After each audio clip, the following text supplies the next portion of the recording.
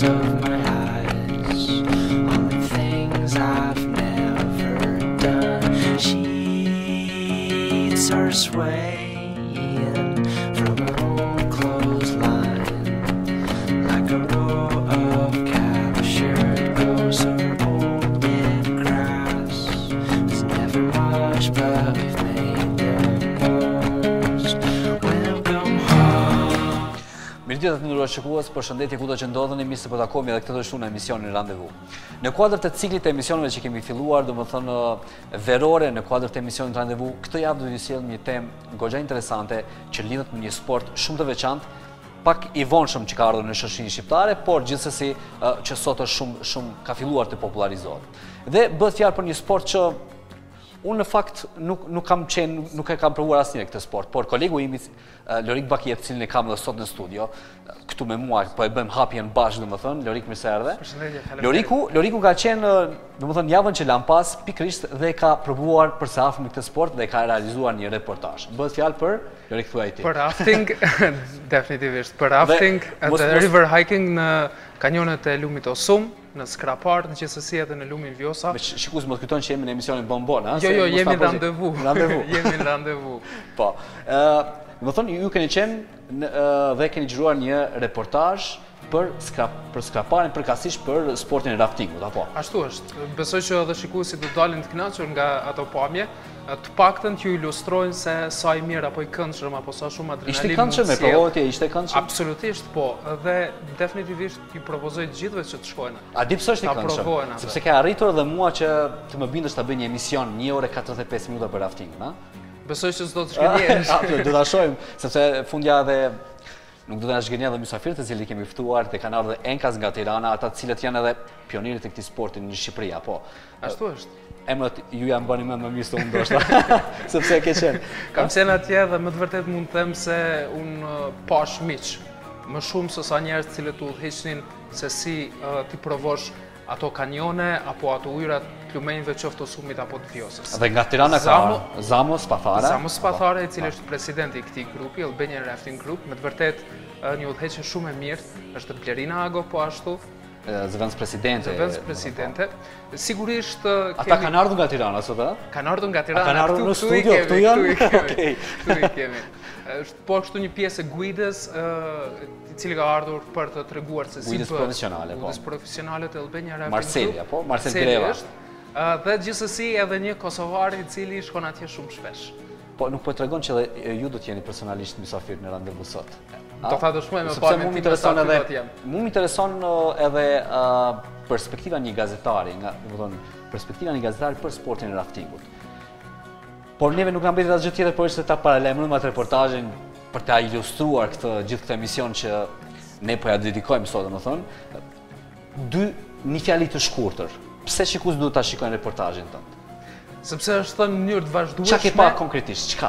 Është thënë në mënyrë të vazhdueshme se njerëzit duhet shkojnë atje për të parë një Shqipëri tjetër. Adrenalin? Unë them që përpos adrenalinës që provon atje, po serotoninës, hormonit të kënaqësisë që vazhdimisht lirohet nga gjitha ambienti jashtë. Ushqimit të shijshëm që ke shijuar atë. Absolutisht që po, por vazhdimisht është thënë se Shqipëria të ofron detin. Kësaj radhe themi që Shqipëria të ofron shumë çka tjetër pos detit. Dhe këto janë pamjet që mund ta dëshmojmë. Si quhet ndryshe ai kanjoni? Kanjoni i Osumit, lumit Osum në Skrapar, me të vërtet Colorado shqiptare. Colorado shqiptare, a ishte vërtet? Ashtu edhe mund të them. Po shikojmë reportazhin, me fani se isha duke thënë dokumentarin. Po sidoqoftë ajo është dokumentar në një farë forme sepse ju e dokumentoni. Atë e shikojmë bashkë këtë reportazh përgatitur nga Loriku dhe më pas në studio do të jenë 4 mysafirë, 3 të ardhur nga Shqipëria që ju tham, 1 nga Gjakova dhe Loriku si gazetar që ka përcjell nga afër këtë aventurë, do të kisha thënë. E shikojmë bashkë reportazhin, pas kthehemi në studio. Këtë rrugë janë të Shqipërisë jugore. Po çuditeni që s'po shihni detin? E po, kjo është Shqipëria, përveç bregdetit të bukur, ajo ofron shumë se kaq.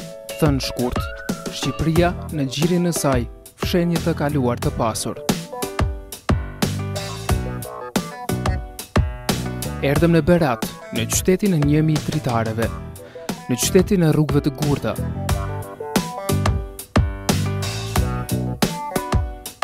si të futesh brenda, sheh në të dy anët e rrugës lagjet Gorica dhe Mangalemi. Sigurisht, nga këto pamje kupton se përse Berati njihet me sinonimin qyteti i një mbi një dritareve. Këto lagje të vjetra që frymojnë si ansambël i bukur i mureve të lyera me gëlqere, qative me tjegulla e rrugëve me kaldrëm, kanë frymzuar shumë kë.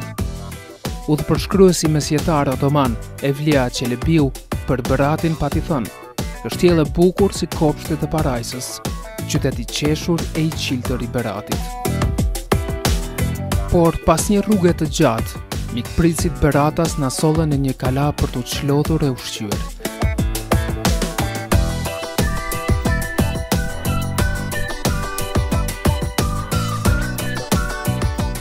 Në fakt është një restorant modern i ndërtuar me detalet e së kaluarës së këtij vendi.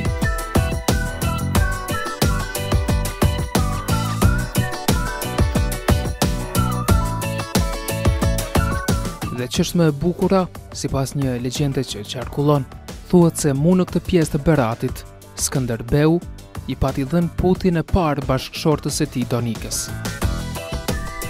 E ku ka më mirë se të drekosh me miq në një hapësirë të tillë? Ushqimet tradicionale beratase ishin pjesë e tryezës, postjerash, ullin e verë me bollëk.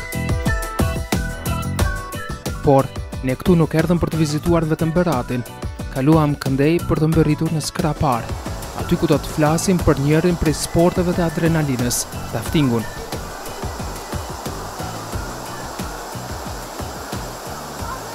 Sidoqoftë, para se të shkojmë te destinacioni e ynë, do të eksplorojmë pak kalan e njohur të Beratit.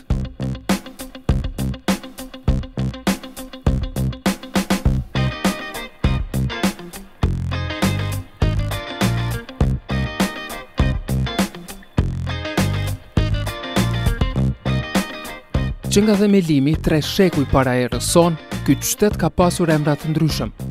Quhej Beligrad në mesjet, në kohën bizantine quhej Pulcheriopolis, e më herët njëhi si Antipatrea. Historia e kësaj kalaje ka shumë tregime brenda vetës, këtë sikur e ndjen edhe nga ajri.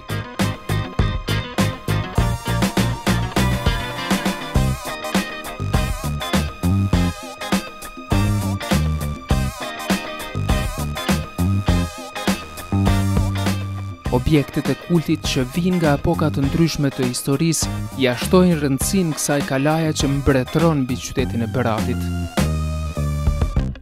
Sa po futesh brenda kësaj kalaje, sheh shenja që drejtojnë për tek një kish.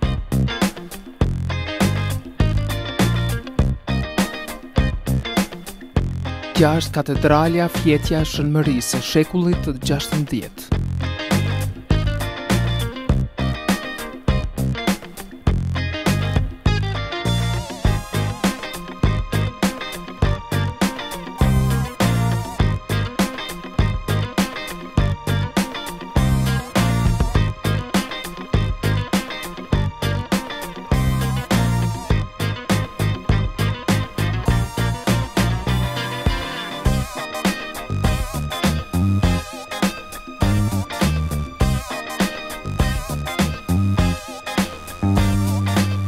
Sot, ndonë se ka të gjitha karakteristikat e një objekti kulti të krishterë, ky monument është muze.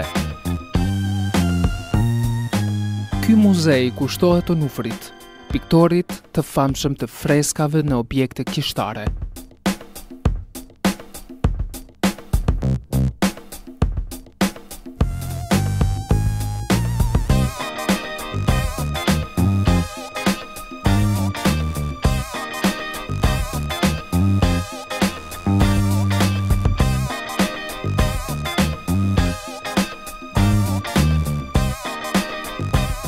Ky piktor i madh shqiptar ka lënë shumë vepra që sot konsiderohen ikona të artit mesjetar në nivel botëror.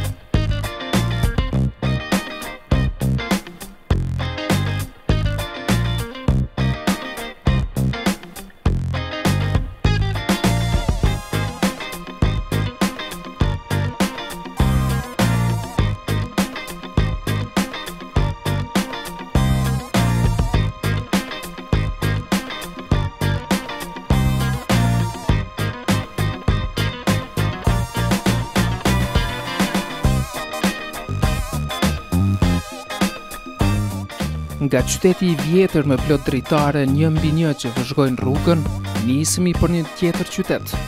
Një qytet të vogël, por me zemër të madhe.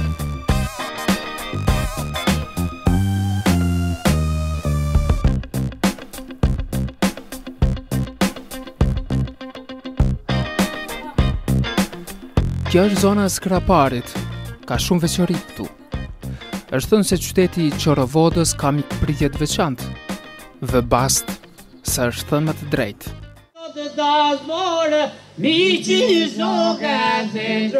Bashkia e Qorovodës kishte organizuar pritje për ne.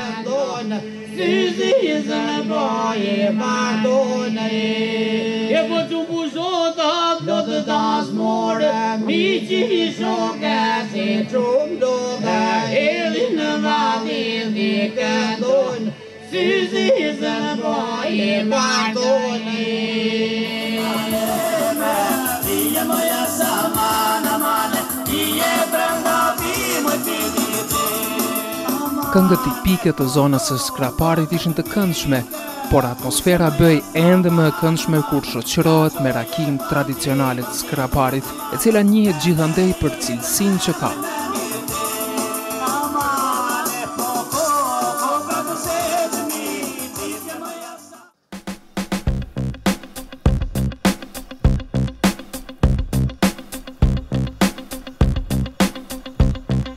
E po, para nisjes për destinacionin ton na duhet të pushojmë. Dhe në Qorovodë është investuar për të mbajtur turistët të lidhur me këtë ambient të bukur. Ky është një hotel I hapur së voni. Turistët këtu nuk janë të rrallë. Pos atyre që pushojnë para se të nisën për të përshkruar bukuritë e kanjonit të Osumit. Këtu çlodhen edhe pelegrinët bektashinj që nisen për në malin e Tomorit.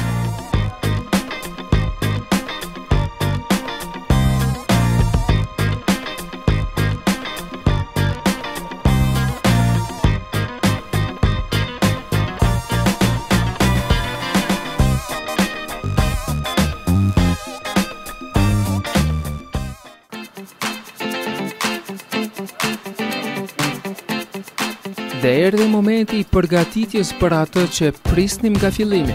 Albania Rafting Group është një organizatë sportivo-turistike.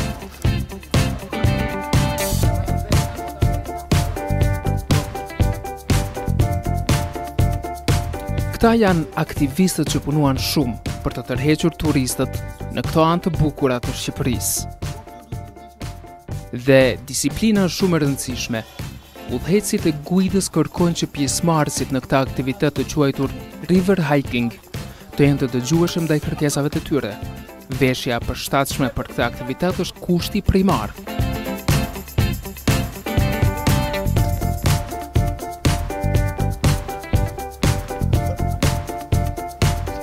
Shtektojmë drejt lumit Osum.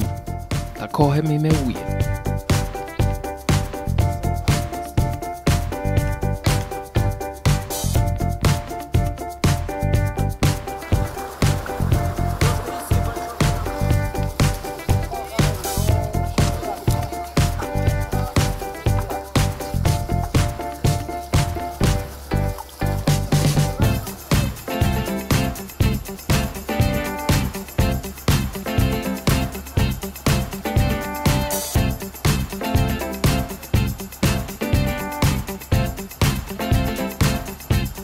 Udhëheci I guidës, Ortioni, tregohej I kujdesshëm me fillestarët e këtij sporti, turistët që provonin për herë të parë.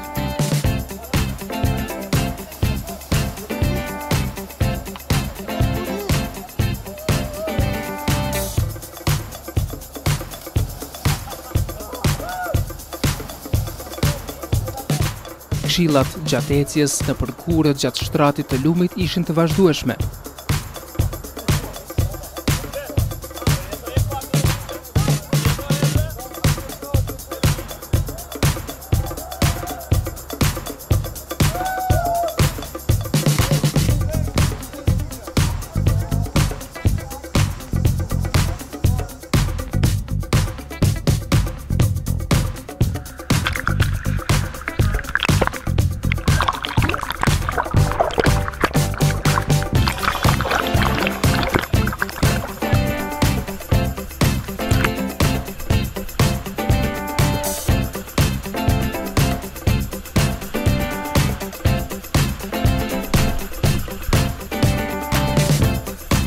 Zëvendës presidentja e Albania Rafting Group, Plerina Ago, jep mesazh të këndshëm dhe tërheqës për pjesëmarrësit.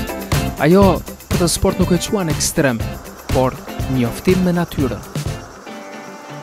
Kanjoni Skraparit është nga kanjonet më unike në gjithë Europën, më i madhi në Shqipëri, i konsideruar Coloradot e Europës. Po ju nuk gjeni këtu vetëm natyrë të bukur, gjeni dhe ushqim të mirë, keni mundësi të provoni pak raki Skrapari, mishin e qingjit të malit Otomorit dhe mbi të gjitha gjeni mikpritje shqiptare. Kështu që nëse doni të shikoni dhe të vizitoni vende që edhe në ëndrat tuaja nuk i keni menduar kaq të bukura, e jani në Shqipëri, e jani në Berat, Skrapar, Përmet, dhe do shikoni Shqipërinë ndryshe, Shqipërinë tjetër, Shqipërinë që duan ta gjejnë gjithë dhe ta ndjejnë. Kjo është Shqipëria jonë autentike, Shqipëria jonë fantastike.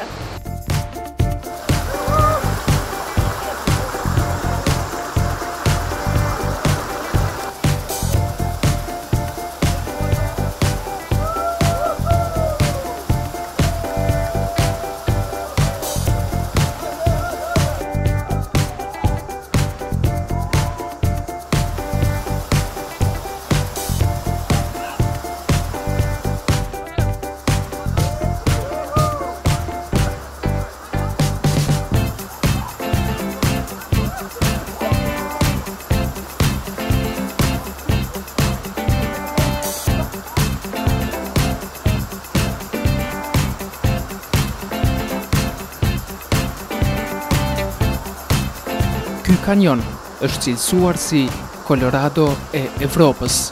Turistët në këtë vend janë të shumtë. Shqiptarët vijnë shpesh fundjasht në territorin e tyre, por këtë kanjon mune mes të Skraparit e vizitojnë shumë shpesh edhe turistët kosovar që e duan adrenalinë. E në mendofshi se këtu nuk vi njerëz nga gjithë Evropa, e keni gabim. Kamila Sokova është një turiste nga Çekia, e cila për këtë mrekulli që ka krijuar lumi Osum në mes të maleve të Skraparit, ka parë në internet. Ajo shprehet e mrekulluar me ambientin dhe vetë aktivitetin që e përjeton. At internet, some internet, YouTube videos. E gjeta këtë vend në internet përderisa po shikoja në YouTube, kështu vendosa të vizitoj këtë vend sepse ka natyrë shumë të bukur dhe të ofron adrenalinë, e andaj desha ta provoj. Sot ishte një ditë e mrekullueshme, kushtet janë perfekte për të zhvilluar këtë trip. Gjithçka është perfekte.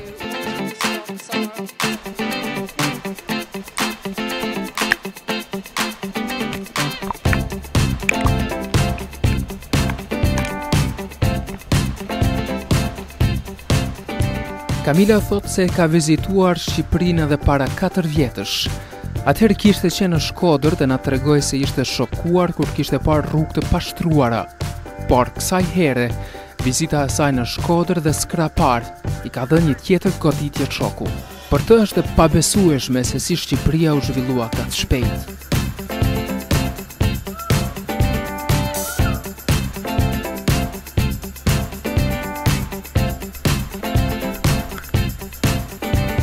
Jo vetëm Kamila nga Çekia ka eksploruar këtë kanjon.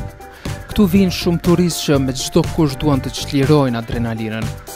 E këtë ta garanton jo vetëm rrjedha e lumit Osum, por definitivisht edhe skalitja jashtëzakonshme e mureve të natyrës që sikur duan të mbajnë gjithmonë të fshehur vetëm për vete ujërat e këtij lumi.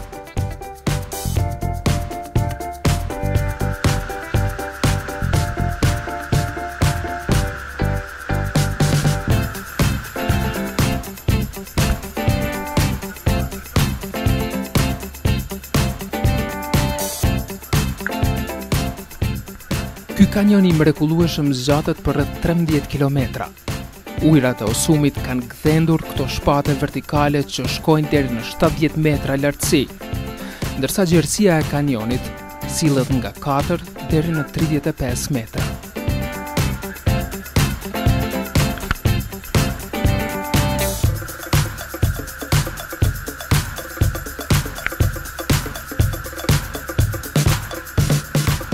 Ujërat shpesh herë të rëmbenin dhe ishte nevojshme që të gjithë si kur të vallëzonin të kapeshin për dore që ta kalojnë lumin. Fundja, pse të mos konsiderohet vallëzim edhe kjo. Vallëzim i llojit të veçantë poshtë një kanjoni, rreth bjeshkeve të mëdha sipër.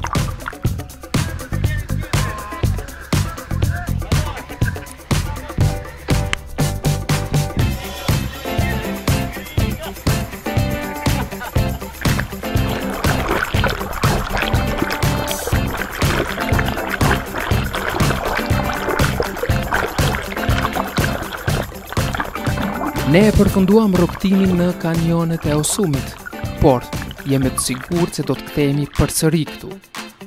Të kthehemi në kohën kur të ketë më shumë ujë, që ta provojmë rrshqitjen mbi sipërfaqen e këtij lumi. Raftingu në Osum bëhet pothuajse gjatë gjithë vitit, nga shkurti deri në nëntor.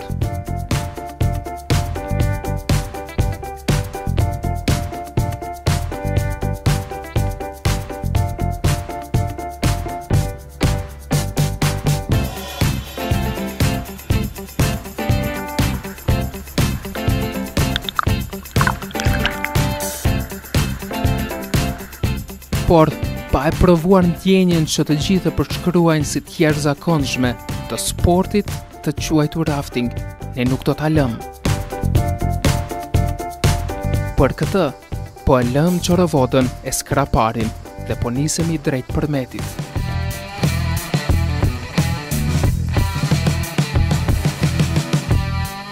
Nga qyteti i përmetit s'u larguam shumë. Këtu në breg të Vjosës, ekipi i Albania Rafting Group, vetë se kishin bërë gati pajisjat për pjesëmarrësit në lundrimin e çmendur mbi këtë lum. Helmetat dhe lekët e shpëtimit janë të detyrueshëm, po ashtu edhe veshjet që të garantojnë ruajtjen e ngrohtësisë trupore në ujë.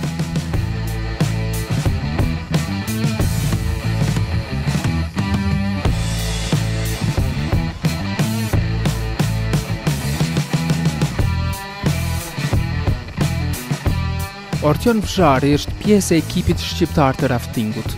Ai thotë se ky lloj sporti që të jep kënaqësi, të bën të ndjesh natyrën rreth vetes e më rëndësishmja, turisti s'ka përse të brengoset për sigurinë gjatë lundrimit. E veçantë e kësaj është vetëm adrenalina dhe ai emocioni që të fal natyra dhe sporti njëkohësisht.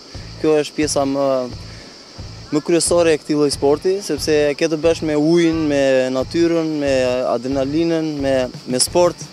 Dhe ndërthurën të gjitha dhe kjo është ajo mendoj që i sjell njerëzit drejt aventurës. Patjetër që është siguria, është 100%, nuk mund ta them, por është 100% nëse ju dëgjoni mirë guidën dhe i përgjigjeni guidës në të gjitha komandat që e thot.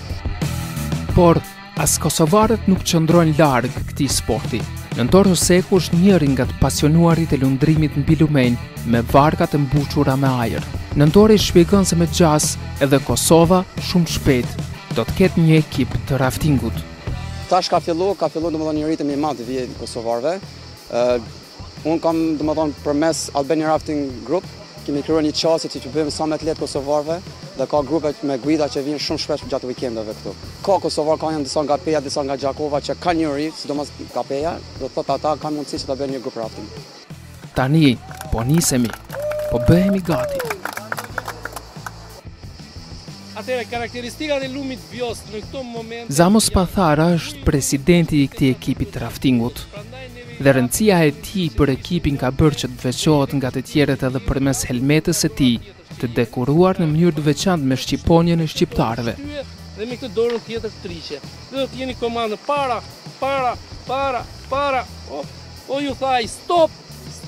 A jep këshillat e para fillimit të lundrimit. Brapa, ju do ta çoni lopatën brapa dhe do vazhdoni do t'i jepni brapa në. Të gjithë në varka dhe nisemi.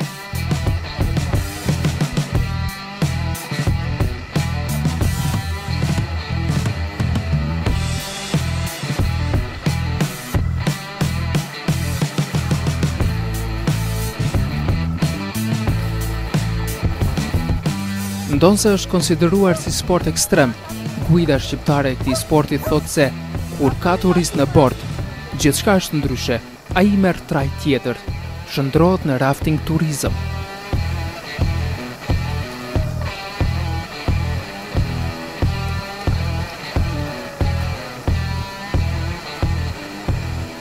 Dhe Sikur dhe vjosa dëshironte t'ju lehtësonte këtë gjë. Prurjet e ujit janë më të vogla këtë kohë, duke bërë që turistët mbi varka të rëmijin ujin me lopata e të mos lodhen shumë.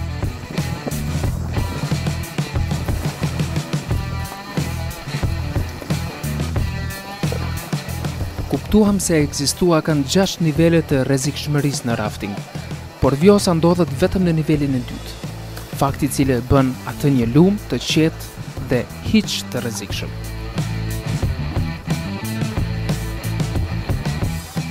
Të jesh pjesë e ekuipazhit të një varke të këtill të bën të ndjehesh pjesë e tërësisë.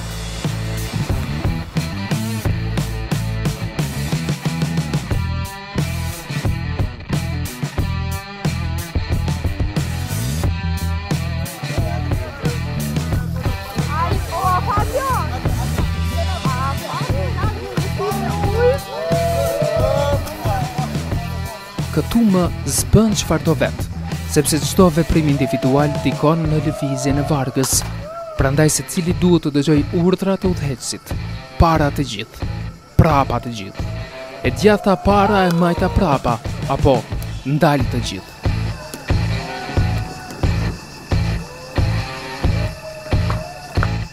Ata që e provojnë për herë të parë, ose janë shumë të zëshëm duke përtitur e kënduar nga kënaqësia, ose janë shumë të qetë, duke shijuar çdo sekondë. Por një gjë është e sigurt, hormoni i kënaqësisë të lirohet më të madhe, por edhe adrenalina ta kaplon trupin.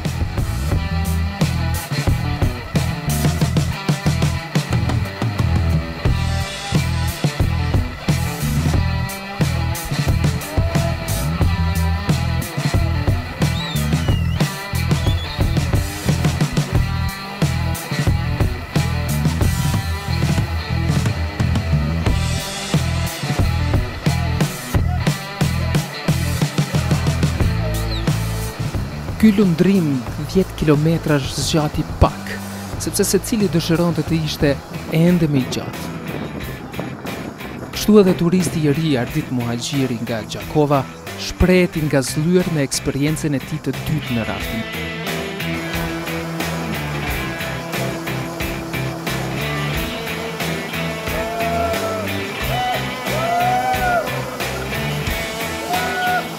Herën e parë kam qenë në kanjonin e Osumit, para një muaji, në lumin Vjosa, është një bukurie shumë e rradhë dhe është një eksperiencë e paharruar dhe ja vlen shumë qytetinë aty.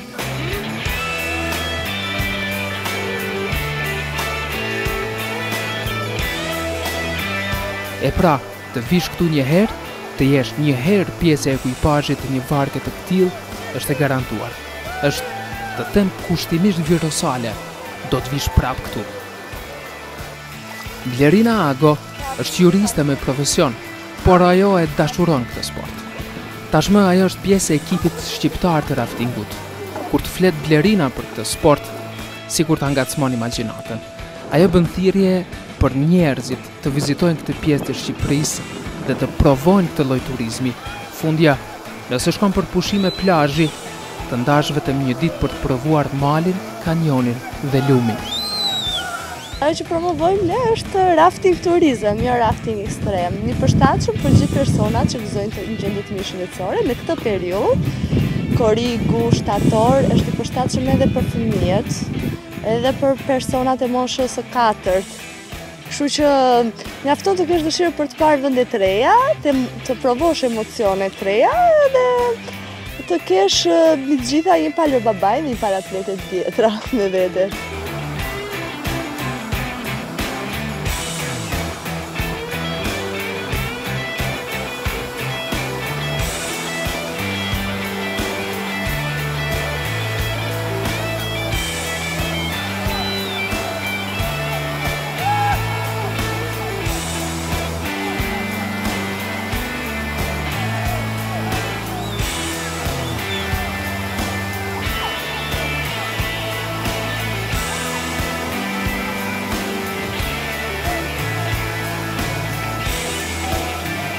Nëse jeni grup prej 8 personash, kontaktojeni personat e grupit shqiptar të raftingut dhe nisuni për në skrapar që të lundroni mbi lumin Osum e të shihni mrekullitë e kanjonit. apo të vizitoni përmetin dhe të ndjeni adrenalinën kur bëni rafting mbi fjos. Por, nëse jeni I vetëm, të mos e keni as pak ngurim, se cili njeri në këtë pjesë të Shqipërisë është një mik potencial. Do të bëni shumë miq dhe do të kaloni për mrekulli. Unë ju garantoj, do të kërkoni të vini përsëri për të shijuar këtë pjesë të Shqipërisë.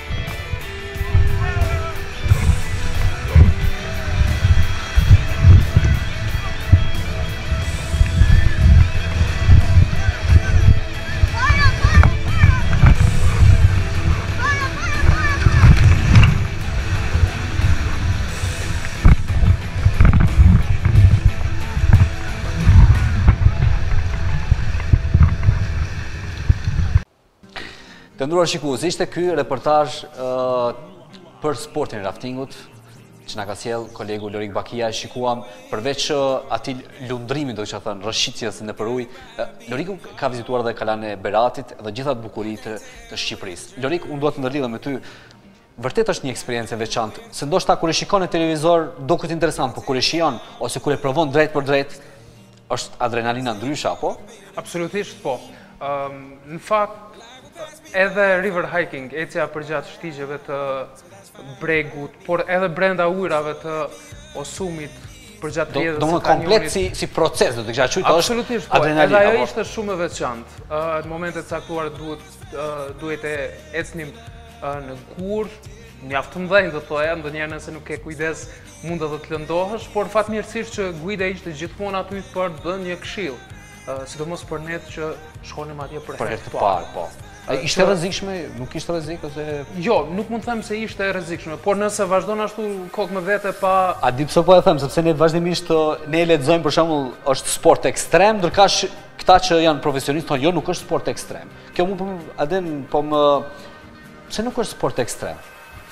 Zamo me që je edhe themelusi këtij sporti në Shqipëri. Sport ekstrem sepse rafting vetë varet nga personat si do ta menaxhojnë këtë rafting. Ka lumenj të Shqipërisë që vërtet mund të bëhet sport ekstrem rafting të kthehet, por ne në përgjithësi kemi ndjekur një rrugë tjetër. Ne duam që të jetë një sport masiv, që aty të vinë të shijojnë mosha të ndryshme, mos të ketë një limit moshe, shumë që vetëm të vinë ata që ndjen të fortë. Nuk është ekstrem sepse lumi nuk është shumë I rrëmshëm. Lumi nuk është shumë I rrëmshëm. Ne kemi përzgjedhur 2 lumenj që janë shumë të mirë dhe ka sezone të ndryshme kur ne mund të bëjmë rafting, na lejon të bëjmë rafting turizëm. Ne e quajmë rafting turizëm, jo rafting ekstrem. Prandaj ne kemi titulluar raftingu pasion, sfidë, turizëm. Po, e vërtet. Por në fakt, përveç se kësaj, janë edhe itineraret lumore në cilat ne zgjedhim, le të themi dhe koha dhe sezoni në cilat bëhet. Ne kemi rafting dhe për gjithë studentët, gjimnazistët apo nxënësit e shkollave nëntëvjeçare të cilët vinë në pranverë për të bërë rafting dhe për të nxitur frymën në grup, frymën e bashkëpunimit, sepse mbi të gjitha është një sport që bashkon. Dhe për këto janë itineraret luginat e hapura të Osumit. Kanjoni I Osumit është për një moshë mbi 18 vjeç, por vjellë një sezon në qershor që pranojnë dhe fëmijët të shoqëruar nga të rriturit. Pra, nuk është ekstrem, sepse vetë rafting që ofrojmë ne për turizëm është në klasën e 2 dhe të 3 të vështirësisë, nga 6 që njeh rafting si disiplinë në botë, por paralelisht me këtë nuk është ekstrem sepse vendoset gjithmonë çfarë dhe si veprohet nga një guid profesional e licencuar. Për vetë faktin që është edhe I hapur edhe për amatorë, do të kisha thënë, për turistë të zakonshëm, atëherë nuk është edhe ekstrem, sepse nuk do të kishit rrezikuar që... Për persona që se kanë provuar asnjë rafting, sepse është një sport I ri dhe në Shqipëri, për fëmijët dhe mosha le të themi më e madhe që kemi pasur në këtë sezon ka qenë një çift nga Afrika e Jugut, 74 dhe 76 vjeç. Që bën rafting në kanionet e Osumit. Ne në fakt në fund na e treguan moshët sepse ne jepnim 50 vjet me gjithë sportiviteti që treguan aty, por është kjo që rafting është një sport që bashkon pa njohur dallime seksi, moshe, race, aty vinë gjithë bashkë edhe bëhen njësh për të punuar në grup dhe për të shijuar natyrën shqiptare. Dhe për rreth 3 deri në 4 orë. Gjë më interesante që ndodh, përveç se shikon bukuritë e natyrës, ti përballesh me një kanion 2 deri 3 milion vjeçar. Shumë 150 metra I lartë. Gjatë kohës shkurt qershor aty gjen 8 ujvara. Ujvara e artë, ujvara shampanj, kalon portën e djallit, kokën e krokodilit. Pra ti je aty si në një Disneyland të natyrës. Kthehesh në kohë. Kthehesh në kohë dhe kthehesh në vetvete mbi gjitha. Dhe nëse në ç'kuptim në vetvete. Në fakt shumë pak prej nesh e kanë luksin që gjatë jetës së përditshme të mos mendojnë për hallet, problemet, projekte, gjërat që do të zgjidhen, çfarë do të vijë, çfarë ka ndodhur. Aty për 3 orë jeshtë, sa je, nuk mendon për asnjë gjë tjetër, përveç se nuk e kohë se ku ta çosh kokën më përpara, se çaj shumë vende të bukura ka. Fal Zamo, sepse Zamo ka zbuluar këtë sport. Po, është interesante shumë historia. Po pikërisht në Kosovë nuk është që edhe shikuesit kanë shumë informacion. Kanë për këto reportazhe që janë bërë, domethënë, por konkretisht historiku, si ka lindur, kur për herë të parë është bërë rafting në kanalin e Osumit, nuk dihet. Po, para se të filloj, unë desha të qëndroja pak tek tema që preket pak më përpara, sepse për punën e ekstremit. Nuk është ekstrem, por unë dua që të shpjegoje mirë. Jo, dua ta specifikoj mirë. Nëse se personat për shembull që vinë për të bërë rafting dhe janë të drejtuar nga guida të specializuara që janë nga Federata Shqiptare e Rafting, të njohur, të trajnuar mirë, të përgjegjshëm për të bërë këtë lloj sporti dhe turizëm, këta persona nuk do kenë kurrë probleme. Problemi im është që unë duhet t'i jap një apel dhe ta dinë që mos të shkojnë me persona që janë amatorë që nuk kanë idenë për të bërë këtë gjë. Sepse ata persona, ai që shkon për të bërë rafting, ai nuk e ka idenë çfarë do të gjejë atje. Dhe ai të beson ty. Ai vjen na beson neve guidave dhe thotë që unë tani jam si thua në dorën tuaj dhe ju do më bëni tani të unë të udhtoj gjithë, o do më bëni të lumtur që unë ta mbaj mend për mirë ose për keq. Dhe aty unë kam vënë re që nëse guidat janë specializuara, janë djem që janë vetë të përgjegjshëm, sidomos unë jam gjithmonë në krye të grupit që i drejtoj, nuk ndodh asnjëherë asnjë problem. Por ka dhe probleme të tilla që ose dalin me marrin atë përgjegjësinë e vetëm si pastaj që do ta bëjë. Ajo është shumë e rrezikshme. Ajo është shumë e rrezikshme. Kur nuk ke guid dhe shkon në kokën e vet, atë nuk është e rrezikshme. Ajo është shumë e rrezikshme. Historiku. Historiku që unë jam lidur duhet ta di historikun e këtij sporti, preardhjen e këtij sporti në Shqipëri. Pra është një histori e bukur. Unë jam rritur në Berat, jam lindur, dhe nëse është një qytet që kalon lumi në mes, lumi Osum, dhe gjithkohën kemi mësuar notin shumë shpejt në një moshë shumë të vogël. Sepse jemi rritur afër lumit. Dhe luksi jonë atë kohë ishte që mund të arrinim të siguronim ndonjë komerdare të vjetër të këtyre kamionave që bënin transportin, edhe ato me shumë miqësi, edhe futeshim nëpër lumenjë dhe fillonim bënim atë, lundronim me ato dhe ndjenim një kënaqësi, shkëputeshim shumë në distanca të larta, biles kam shkuar dhe unë kam origjinën në Skarpari. A qëllon të nera ajo goma taket aty ku fryet atë pjesën e zgjatur që qëllon të shpresë se të gjithë ishim na i shenjë të në barë. Se edhe neve na ndodhte ishim veç ku lashim liçet, më thonë kështu na ndodhte. Ashtu ishim gjithë ishim si një tatuazh, ishim në këtë. Pastaj unë më vonë emigrova si gjithë shqiptarë në vitin 91 me atë eksodin famoz, shkova në Itali, atje. Do të thonë në periudhën e komunizmit për herë parë ka filluar kjo rrshitja në Prut. Po nuk e ke ditur që është rafting. Nuk e dija që ishte rafting. Shka vjet e parë. Do të lidheshim, bashkonim ato komerdarët bashkë në nivel dhe futeshim në këto vendet e. Pa e ditur që ka rrezik ose nuk e di. Ju jeni rritur aty. Po, nuk e kishim problem. Biles kjo ishte një gjë që mua më ndihmoi më shumë sepse kur shkova në Itali, shkoj atje dhe shoh këto grupet që ishin të organizuara që organizonin rafting, shifja me gomone, me profesionistë, me veshje, me gjithë, dhe më trishte që dhe unë të isha pjesë e tyre të merja pjesë në organizimit që bënin ata. Dhe ata sa po më panë. Ju treguan që formë ti rrshitshë? Po, i kam treguar, i kam thënë, dhe ajo më ndihmonte sepse isha shumë më së përgatitur dhe shumë shpejt u trajnova nga ato grupet që ishin atje dhe fillova të bëj profesional në Itali. Po, atje fillova ato rrshitjet e para, udhëtimet e para në disa lumenj në Itali dhe mbasi u ktheva nga emigracioni në rreth viteve 99. Unë krijova një biznesin tim modest, familjar, një restorant doter dhe fillova të eksploroja dhe këto pjesë e Shqipërisë, që pothuajse ishin të panjohura. Një nga ata ishte dhe kanjoni i Skarparit. Dhe kur unë mbaj mend që kishim shkuar me komerdare në atë kohë që vinin bënim një pjesë të vogël, jo të gjithë, dhe kur kam shkuar për herë të parë me gomone që mora, i sigurova një gomone që mora nga Italia, Kur kam shkuar atje... Gomone profesionale. Gomone profesionale, dhe kemi qenë 3 persona kur kam hyrë për herë të parë, dhe kur para se të hynim, gjentëm rastësisht u përballëm me personat që banonin atje. Dhe ishte një periudhë që kishte ujë, kishte goxha niveli ujit, dhe ata filluan po na ndalonin, po thoshin mos hyni. Është rrezik, thoshin. Plus edhe ky është një vend që ka shumë rrezikshmëri brenda, ishin krijuar legjenda të tilla që këto janë sa jo xhindët e lumenjve. Ka legjenda gjithsesi. Këto e gjithë.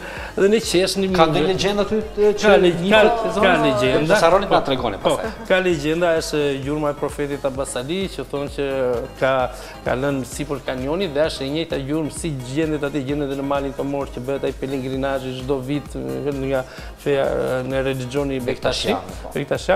Ka dhe është një tjetër që quhet Vrima e Nusës, se është një vrim në Shkëmb që është hapur dhe është një legjendë një vajze që martohesh pa dëshirën e saj, dhe ajo deshi një djalë tjetër dhe kur krushqit e morën që do ta çonin në shtëpinë e djalit, ata qëndruan atje të bënin një pushim. Legjenda thotë që kjo nusja u shkëput pak nga grupi i këtyre krushëve dhe ju lut Zotit dhe i tha që më mirë të më përpi Shkëmbi të Avit dhe se sa unë të shkoj pa dëshirën time të martohem me këtë person. Thotë legjenda thotë që u hap Shkëmbi dhe kjo vajzë humbi në Shkëmb dhe nuk u gjend më kur. Dhe ajo vend tani quhet Vrima e Nusës, ku nusja ka humbur në të vrimën e tij. Do thonë gjithsesi, pas ardhes në Shqipëri, domethënë ju filluat ta popularizoni këtë sport. Sa shqiptarët dinin ose sa si në çfarë forme pranonin domethënë këtë sport? Të them të drejtën ishte sikur si ajo me filmin Don Quixote që ti do luftoje me mullinë e erës, po thjesht se pasioni im ka qenë sfida për ta popularizuar. Është një sfidë. Është një sfida ime. Të them sinqerisht, ta them që gjithmonë kur ke një pasion, ke një këmbgulje, ke një dëshirë që do arrish diku, edhe them që ajo nuk ka asnjë gjë të pamundur, çdo gjë do realizohet. Unë mbaj mend kam shkuar atje në fillim, fillova me miqtë e mi që i çoja, ishte vështirë të merrje dhe miqtë e mi që ti thoshe hajdeni do t'ju bëj një udhtim të tillë. Nuk besonin, thjesht kur bëja fotot e para që unë i tregoja që biles nuk besoni që ato foto ishin bërë atje. Dhe kur unë kur i thoshe janë bërë në Austri, më besonin. Thoshin po. Kur i thoshe atje nuk besonin.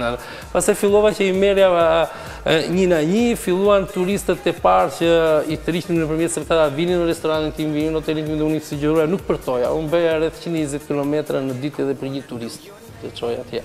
Po ishte një diçka e mirë. Sepse edhe ke pasion. E kem pasion edhe arrita. Nuk e ke pasion, nuk realizohet kjo. Po është një kënaqësi sepse në vitin e shkuar kishim rreth 3000 turistë shqetësuam në kanionin e Skarparit dhe në Vjos.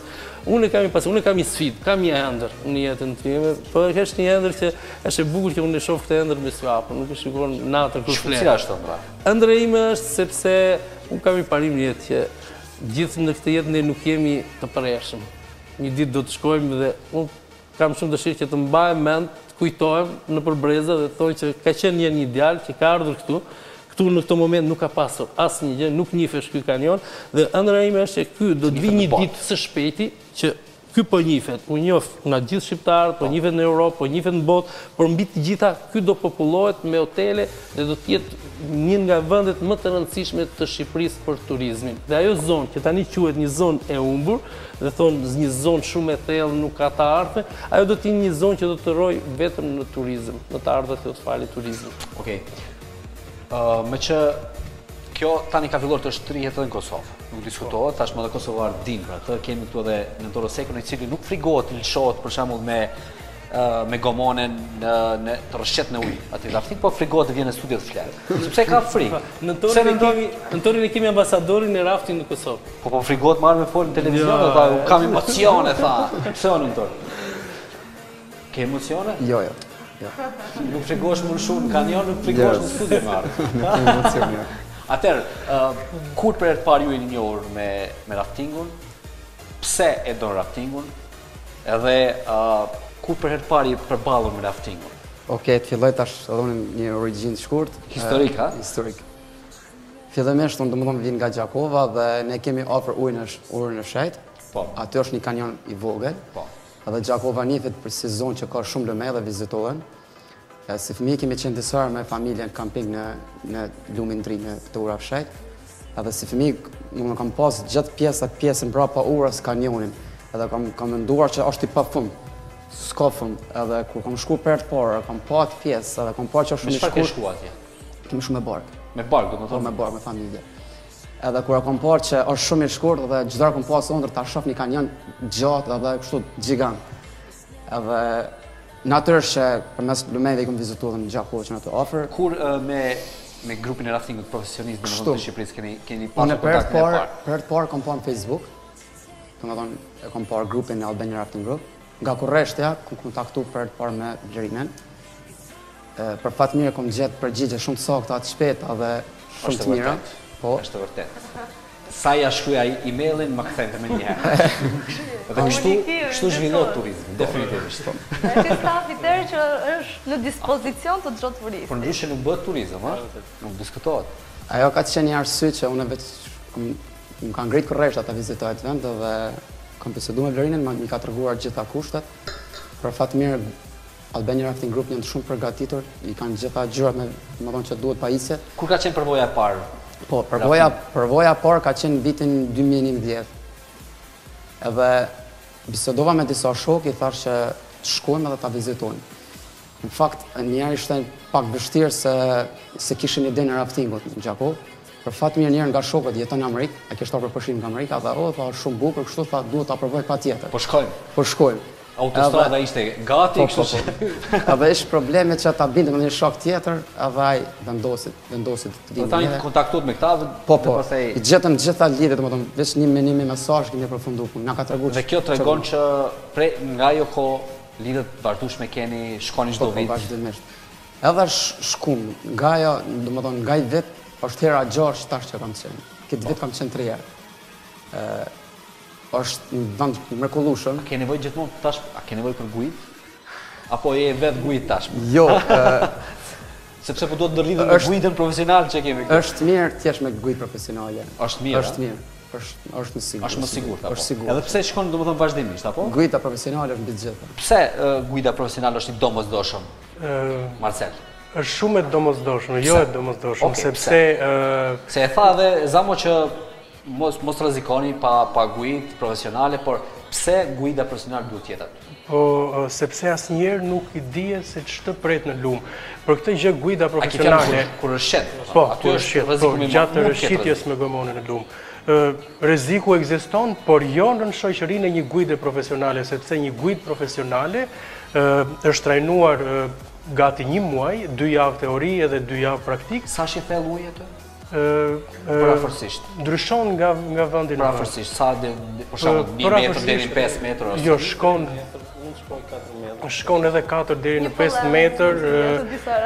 Në pjesën më të ngushtë të kanjonit shkon. 3 metra është rrezik? A? Për ata që nuk dinë domethënë. Po ata janë një lek shpëtimi dhe si do që. Po prandaj edhe gujda është aty. Po pra, nuk është asnjë rrezik nëse janë të shoqëruara nga gujda profesionale. Gjithmonë në çdo fillim të udhëtimit ne angazhohemi të gjitha gujdat profesionale. Çfarë ka gujda profesionale? Do të di not, padyshim. Noti është mësuar që i vogël. Atëherë se Marceli tregohet modest kur thotë që është 1 muaj. 1 muaj është pjesa le të themi matjes aftësive që bëhet nga Federata Shqiptare e Rafting me asistencë të Federatës Ndërkombëtare, duke qenë se ne jemi antar atje. Por paralelisht të gjithë çunat që bëhen guida profesionale të rafting dhe kanë rafting profesion, qofse nëntori e ka pasion, unë e kam pasion, guidat profesionale e kanë rafting profesion, kanë mbi 4 vite eksperienca në Përlumenj. Ne edhe aktualisht jemi duke formuar guida të reja, janë gjithmonë çuna të rinj të cilët qëndrojnë aty pranë dhe mësojnë teknikat, si të përdorin lopatën, si të menaxhojnë turistin, sepse një turist aty vjen i papërgatitur, ka turisti nëntori që janë të mësuar me natyrën, që nuk i bën përshtypje çdo sfidë, po ka edhe turist që nuk e din çfarë do përballet, nuk kanë qenë asnjëherë në lumë, nuk kanë qenë në kanjon. Nuk bëj panik ose nuk ka panik, kështu që guida mësohet edhe për këtë. Paralelisht guidat marrin kartën europiane të ndihmës së shpejtë, që në një rast paniku të dinë si të reagojnë. Patjetër shoqërohen me kutinë e ndihmës së shpejtë. Pajisjet e tyre janë të specializuara. Nga një turist normal ka një lek shpëtimi më të fuqishëm, ka litarin që hedhin për shpëtim. Dhe mbi të gjitha mësojnë gjitha teknika, sepse çfarë ndodh në rafting? Në rafting jeni grup 6 deri në 8 persona që pozicionoheni në një gomone. Dhe secili pozicionohen krahun e majt, krahun e djathtë, mësojnë teknikat dhe instruksionet kryesore, por ai që është shoferi, timonieri, është guida në fund. Në fund rritë? Po, në fund, i cili ka një lopat, shikon çfarë vjen, çfarë lafas, dhe paralelisht i orienton. Dhe më thënë, është i komandanti, le ta themi në i komandanti grupit dhe i orienton, dhe i jep lëvizjet, dhe përveç se grupi ndihmon guidën, është guida ai që përcakton çdo lëvizje, që do të thotë, nëse ja afër po kalon një rrëmbes në vjos, le të themi, guida është ai që e mban gomonen drejt. Sepse në rast se guida nuk ka aftësi grupi të mbahet gomonja drejt, dhe gomonja vetëm me bark të rrëmbesa, bie. Ja, kjo është një teknikë shumë e thjeshtë. Guida është ai që mban balancën dhe mban gjithë. Nuk është punë e lehtë kjo, ëh. Do të thotë gjithçka ke përgjegjësi aty apo Marcel? Po, sigurisht që ke përgjegjësi të bësh me njerëz. Dhe sa njerëz mund ju feqësh aty? Varet edhe nga madhësia e gomonës. Se Loriku mund ta di, domethënë.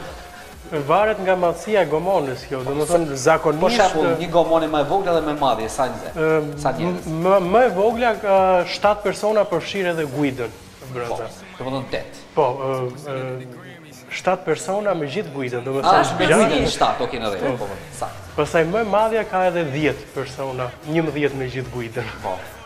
Gjithmonë keni parasysh, keni pasur ndonjëherë ndonjë aksident, të quaj, ose ju ka ndodhur ndonjë situatë jo këndshme, domethënë gjatë Në sa udhime kam bërë unë që nuk i mbaj mend se sa, unë nuk mbaj mend të kenë ndodhur ndonjëherë aksident. Përkundrazi ne ndonjëherë nuk është rrezikshëm. Jo, aty thash pak më parë do të jetë përgjegjësia e personit që organizon këto. Dhe ai duhet të shohë me fjalë edhe aty me si themi ne shqiptarët e themi gjithmonë që me ujin, me zjarrin, me shtetin mos luaj sepse janë të rrezikshme. Dhe ajo nuk duhet të nënvetësuar asnjëherë. Ne kemi arritur deri në ndërsuar rrezik. Ne kemi arritur deri në atë pikë sa jemi bërë psikolog, i shohim gjën fytyrë kur vin persona. Për shembull, ne mund na ndjekin dhe do të jetë dikush dhe mund tash janë disa, edhe nga ka ardhur keq, edhe nga Prishtina që kanë ardhur nga Kosova, kur kanë ardhur deri atje, unë kam parë që ata kanë pasur problem me ujin, kanë qenë fobi. Po thjesht kanë ardhur për hatër të shoqërisë që ishte atje. Edhe nuk e keni lënë. Ne unë nuk i kam lënë. Më janë zëmëruar për momentin, kanë thënë që jo në erdhëm nga Prishtina, do ta bëjmë, por unë shifej që ai person nuk mund ta bënte, ta përballonte dot. Dhe unë i thoshe që unë nuk jam person komercial që ju erdhë deri këtu dhe tani ti unë para është që ne duhet të sigurojmë jetën e njerëzve që do të është më rëndësishme. Është më rëndësishme. Mua më vjen keq që ju erdhë deri këtu, por duhet të jetë një person për shembull që vërtet do të bëj pra janë raste të veçanta, janë vërtet persona që kanë panik ujin.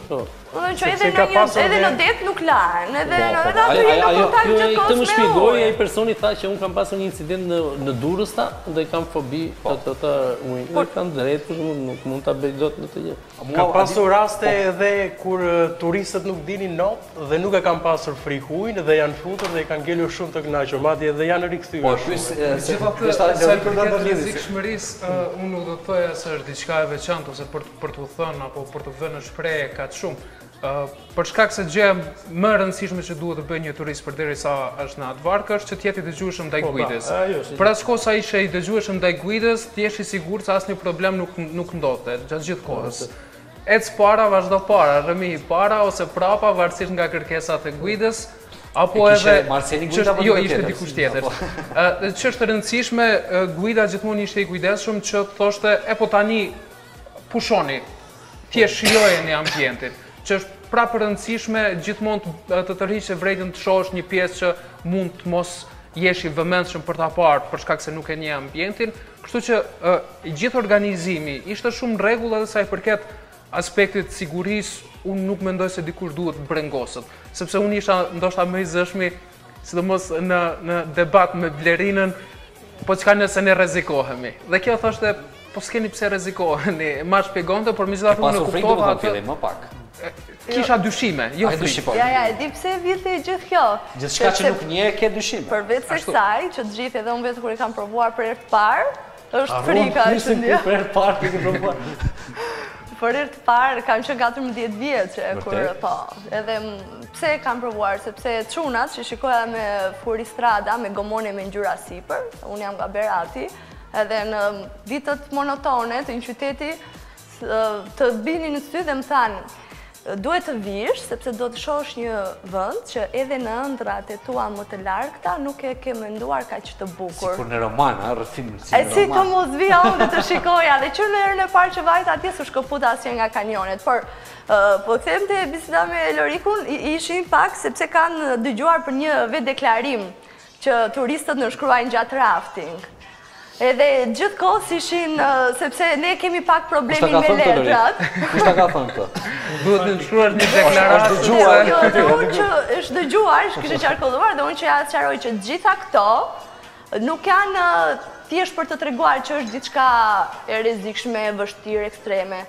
Nuk duhet të ngatërojmë këtë pjesë me pjesën e standardit.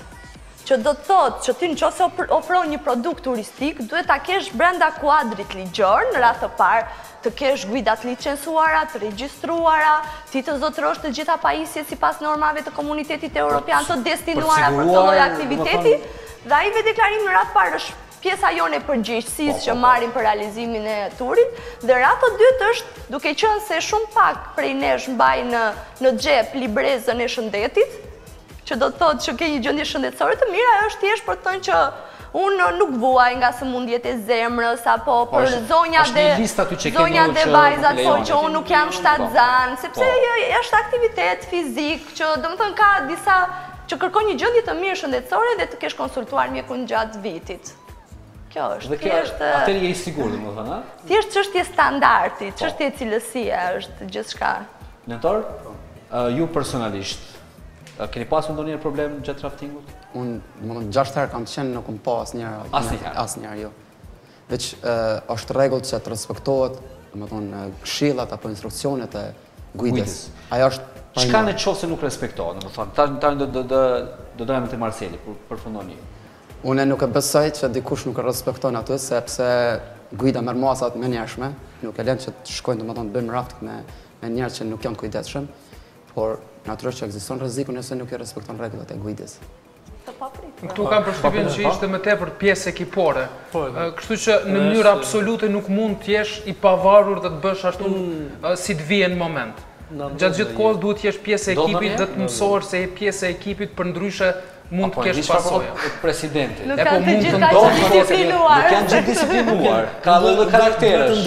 Jo që ndodhem sot në Kosovë, në Prishtinë, por sinqerisht po ta them, unë kam një tip që gjithmonë i them gjërat si mendoj dhe siç janë. Kam një përshtypje të jashtëzakonshme të mirë për shqiptarët e Kosovës, kur vinë, më duken janë më të disiplinuar nga shqiptarët e Shqipërisë, që jetojnë atje. Më të edukuar për natyrën, më të ndjeshëm. Domethënë, është e vështirë të gjesh dikë që ti do t'i thuash jenë në skuadër, do bësh këtë, do t'i dëgjosh guidën, ata të gjithë dëgjojnë atë dhe bëjnë. Pse shqiptarët tanë janë çik më neglizhent, janë nga këta koka që ndryshojnë dhe ai ta prish gjithë terezin e grupit. Po pikërisht për këtë po them, atëherë mund të shkaktojë rrezik. Atëherë mund të shkaktojë. Por ne e mbledhim shumë shpejt situatën. Marseli nuk fregohet, nuk ke pasur asnjëherë tha probleme. Jo, nuk ka pasur probleme sepse ne e shikojmë grupet i ndajmë që në fillim në programone.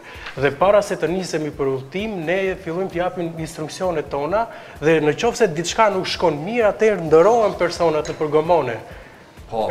Edhe kjo që tha do të jesh psikolog, ti shikosh njerëzit kush sigurisht është, domethënë ka fobi ose diçka tjetër apo. Edhe plani B, gjithmonë, një as në mëng, që çfarëdo që të ndodhi, është gjithmonë një plan, sepse jo gjithmonë mund të di si në jetë, që jo gjithmonë gjërat shkojnë siç i parashikon. Ato i keni parasysh gjithmonë. Për më tepër kur je në mes të natyrës, për më tepër kur je me lumin, që ndryshon nga momenti në moment, mund të jetë papritur, le të themi, fillojnë rreshjet e shiut. Edhe ti duhet të menaxhosh situatën, është diçka shumë e thjeshtë. Mund të jetë në shi, rafting? Po, do është eksperiencë më. Ka raste ku në shi është më e bukur. Pse? Po sepse ke ujin nga të katra anët. A mund të ndodhë edhe që të jenë edhe më rrëbyshëm edhe të rrezikoj ekipin? Atëherë dalim prapë te mendimi profesional, i takon guidës të vendosë nëse në ato moment vazhdohet me rafting, Dhe normalisht, kur ka pasur ditë të ngarkuara në zonë, sepse ndonjëherë shohjeshin Prishtinë dhe e dinë se ka rënë shi edhe në Vitkuq të Korçës nga Buron Osumi. Edhe në qoftë se ka rënë shi në zonë, i cili ka pryr lumin, sjell pafund prurje, atëherë kemi pasur të tilla raste që kemi kthyer grupin dhe kemi lënë për një herë të dytë. Raste që ne kemi ndaluar, kemi pasur një grup nga Kosova që ishin mjek, ishin shumë, ishin rreth 50 persona. Dhe unë isha në mendimin në fillim që po kontrollonim kohën, na zuri shiu sa po hym, ishte momenti që ne bëmë mundësi të dalësh. Kemi dalje që ne i dim ku janë daljet dhe kjo ishte direkt një veprim që edhe ata më kuptuan dhe unë tash ne do për çështje sigurie ne do ndalojmë. Po jo rafting. Po, kishte të drejtë, domethënë që kishte edhe ata. Po, e pane që ishte po të vazhdonin situata tona ditë jashtë kontrollit, se po binte shumë shi dhe sillte shumë gur, krijojnë ujvara që bien nga kanjoni rreth 150 metra për shembull, ato të bien për të gurës ose prandaj dalim te plani B, dolëm nga kanjoni, vazhduan në lugin të hapur, që edhe pse mund bjerë shi, breshë gjithçka, është e thjeshtë, sepse është lehtësisht aksesueshme, menaxhueshme situata. Pra, është gjithmonë kjo që personat që bëjnë rafting duhet të jenë përgjegjshëm. Duhet të jenë përgjegjshëm për atë që bëjnë, sepse ata që vinë që bëjnë, ata që organizojnë rafting, që duhet të jenë përgjegjshëm. Ata që vinë për të bërë rafting, ata nuk kanë shumë njohuri. Ata të besojnë guidës që vinë dhe ata janë si fëmijë shumë të vëgjël. Ata duhet të kenë vetëm një palë babaje, të jenë veshur sportiv dhe një palë atlete të vjetra që do t'i përdorin brenda lumë. Gjithë pjesën tjetër pastaj të na e lënë në dorë. Po, gjithçka. Është kushtueshme raftingu si sport? Është kushtueshëm? Unë them që nuk është kushtueshëm. Pse? Sepse bërë një krahasim kur kam qenë në këtë studio, po para një muaji kur ishim në misionin e mëngjesit, shkova nga hotelet këtu në Prishtinë që fjeta, dhe shkova në 12 natës dhe u zgjova në 7 se ishte misioni i mëngjesit. Bëra një pagesë që ne atje marrim për një, domethënë atje paguhet për rafting 3 orë, për gjithë ditën që do kalon, për hotelin, për restorantin. Gjitha do të rish 2 ditë me të pagesë që u bëra për të fjetur një natë në Prishtinë. Dhe atje sa kushton për shembull për qëndruar? Tani po duhet të lidhet për turizëm, si shfrytëzohet raftingu për turizëm në Shqipëri? Po, në fakt Albania Rafting Group, e cila është shoqata e parë rafting, ka qëllim jo fitim prurës, por kryen aktivitet ekonomik për të realizuar objektivat tona, le të themi për të promovuar, për të zhvilluar sportin rafting, për të marrë pjesë në kampionate të ndryshme kombëtare dhe ndërkombëtare dhe kështu me radhë. Dhe rafting ofrohet si një produkt turistik për turistët, përveç se rafting që ne zhvillojmë si sport përmes skuadrave të ndryshme. Gjithë paketa rafting, që neve këtë vit e kemi lehtësuar edhe me nisje nga Gjakova, Prishtina dhe nga çdo qytet tjetër i Shqipërisë dhe i Kosovës, në momentet që ka kërkesa, unë do të thosha që shkon po aq, ose më pak, se çdo fundjavë tjetër e kaluar në çdo vend tjetër të Shqipërisë, por këtu ke shërbimin ekstra të rafting dhe një skuadër e tërë e cila të qëndron në kokë për të falur një eksperiencë unike lehtësisht të përsëritshme sepse është shumë afër. Po ju personalisht ose ju pse merrni me këtë? Keni përfitime nga kjo? Zamo e shpjegoj. Zamo është ëndra një personi e cila ëndra, po ju personalisht për shembull ose dhe guida. Pasioni i Zamos është kthyer në misionin ton. Unë vetë jam. Do të thotë Zamo pe arrin qëllimin, domethënë. Po, ne nëse Zamo e ka filluar i vetëm, ne tashmë mund të themi jemi një ushtri. Jemi me mira ndjegës në rrjetet tona sociale. Vetëm personat që ne angazhohemi për të shkuar, për të organizuar grupet, ne arrim gati 22 persona. Staf, i bërtham. Pastaj jemi rreth 500 të antarësuar në përshoqata tona sportive, 50.000 antarë në rrjetet tona sociale, më i përdorshme është Facebooku me Albania Rafting Group atje, dhe një pasion i kthyer në një mision. Për këtë punën e faqes do të kemi mundësi edhe ta shohim. Po, Lorik, lutem shko domethënë deri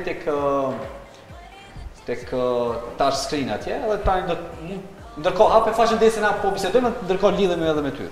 Dhe unë jam nga qyteti Beratit, jam e lidhur me turizmin, që në fëmijërin time, me lumin pa diskutim. Nga qyteti 1/1 dritare, va? 1/1 dritareve, nga qytetet më të vjetra, qyteti i Onufrit, i ikonografit të famshëm, Kështu që gjithmonë kam pasur prirjen për të marrë kualifikime në të fushën e turizmit dhe kam bindjen që turizmi duhet të jetë një nga shtyllat kryesore të zhvillimit ekonomik të Shqipërisë. Dhe kjo po arrihet sipas jush? Dhe rafting synon që një nga gjërat që ka qenë defekt në turizmin shqiptar, kozgjatja e qëndrimit të turistëve, i cili në qytete të ndryshme vinte një ditë, maksimumi një natë.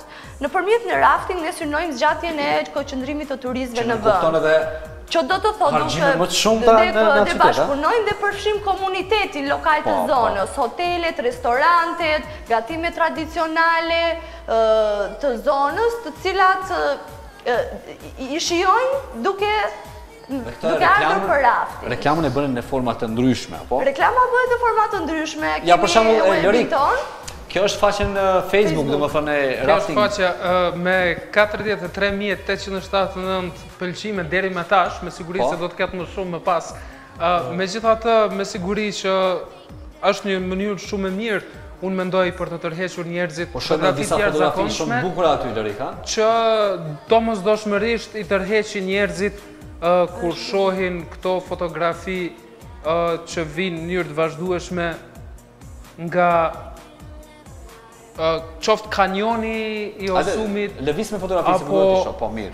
Apo sigurisht edhe nga vendet e tjera. Është Blerina apo se kam Marceli. Marceli. Se më duket si flokët e bardhë se larg, prandaj se më shoh mirë. Marceli më fal që ngatrova. Me veshje njësoj duke në gjithë barabartë aty shkallë me pajisjet tjeta. Këtu jem në rruginën e Vjosës. Këtë janë edhe shumë bukur, sepse në vinë shumë persona dhe kanë shumë personalitet, në fushën e, kanë shumë të rëndësishëm në fushën e politikës, në vendimars.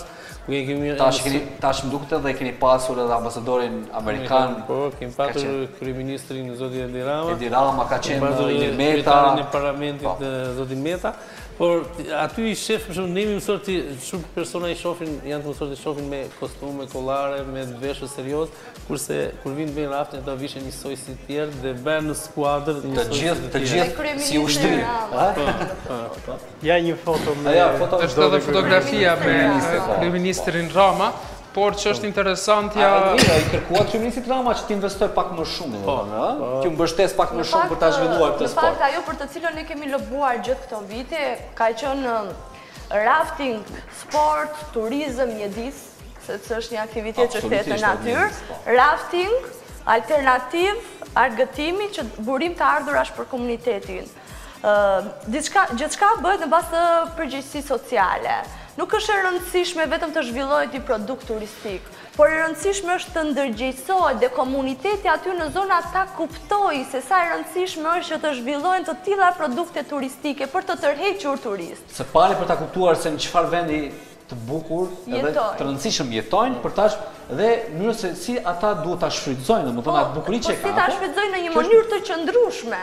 Dhe kjo ka qenë në pika kyçe e bisedimeve tona. Në radhë të parë me kryetarin e Kuvendit zoti Ilir Meta, i cili është edhe nga zona e Skaparit dhe mori zotimin së bashku me gjithë familjen e tij, me deputetë e Kryemadhi, me gocat, që ta kthej Skaparin në një destinacion turistik. Dhe është tani nëse skuadra jon ka qenë e madhe, tani le të themi është bërë edhe një skuadër e fortë, sepse duke patur pjesë të saj edhe persona vendimarrës, të cilët bëjnë politika dhe implementojnë ato, ne jemi aty ëngjëj mbrojtës të kanjonit, në mënyrë që çdo gjë që do vendoset, çdo politikë zhvillimi që do të implementohet, duhet të jetë në bazë të mbrojtjes në radhë të parë të natyrës, të mjedisit dhe në bazë të standardeve ndërkombëtare për të kënaqur kërkesat jo vetëm të turistit shqiptar, po edhe të atij ndërkombëtar. Kjo është faqja jonë. Po faqja jonë, po peshok me të madh atje kujdes. Pse është kujdes? Kjo është pjesa e ndërgjegjësimit për turistët që të mos marrin këto organizime të papërgjegjshme dhe vetjake dhe është thjesht që ne kemi për detyrë të informojnë që të orientojnë drejt guidave të specializuara. Ne nga gjithë eksperienca jone këtyre viteve kemi bërë një web sa më të thjeshtë dhe mirë të organizuar, ku pjesa më e rëndësishme dhe që i bën përshtypjet turistëve është kemi vënë aty një pyetje të shpeshta lidhur me rafting. Kemi vënë një menu dhe gjithë gjëja e parë që klikojnë, mbas ajo është pyetjet e shpeshta dhe ki përgjigjet aty. Ka shumë janë pyetjet që ne hasim për herë në email apo në Zamës. Apo nëntor. Në qëse flasim në kontekstin turistik, dhe më thënë, sa mund t'i tërhesh raftingu turistët? Por shumë turistët nga Kosova. Nga Kosova. Në këtë rast, me që thajmë që në Kosovë nuk ka rafting, sa kosovarët do t'kishin dashur të merren me rafting, dhe më thënë? Për fat mirë, tash ka fillu një trend i mirë, të vedisohen ose ka njëri me tepër për rafting në Shqipëri, por është edhe problemi që ngurrojnë nga rrezikshmëria, se mendojnë që është rrezik, edhe ne do t'i ofrojmë çështje sa më të lehtë, informacionet që shumë rëndësi është informacioni. Po, informacioni shumë rëndësi. Dhe prandaj unë po them është dhe faqja në Facebook, është faqja zyrtare, do të thonë rafting.com. albrafting.org.com.net.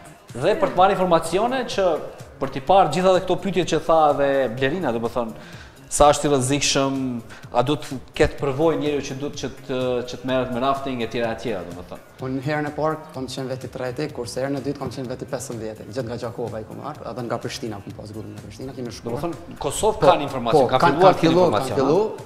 Kanë fillu informacionet, edhe këtë herë, domethënë këtë vit vendosa ta marrë dhe motrën dhe vllahun. Dhe jam bisedime ta marrë vitin tjetër dhe prindërit të tërgoj atje, se është një vend që duhet vizitu. Unë e mendoj që... Po më pëlqen iniciativa. Okej. Unë mendoj që... Do të bëni edhe çmos që edhe mua të më merrni. Do të marrim sot, do të marrim që sot. Unë e kisha hallin, u frigosha mos është rrezik, po tani kuptohet që nuk është rrezik. Jo.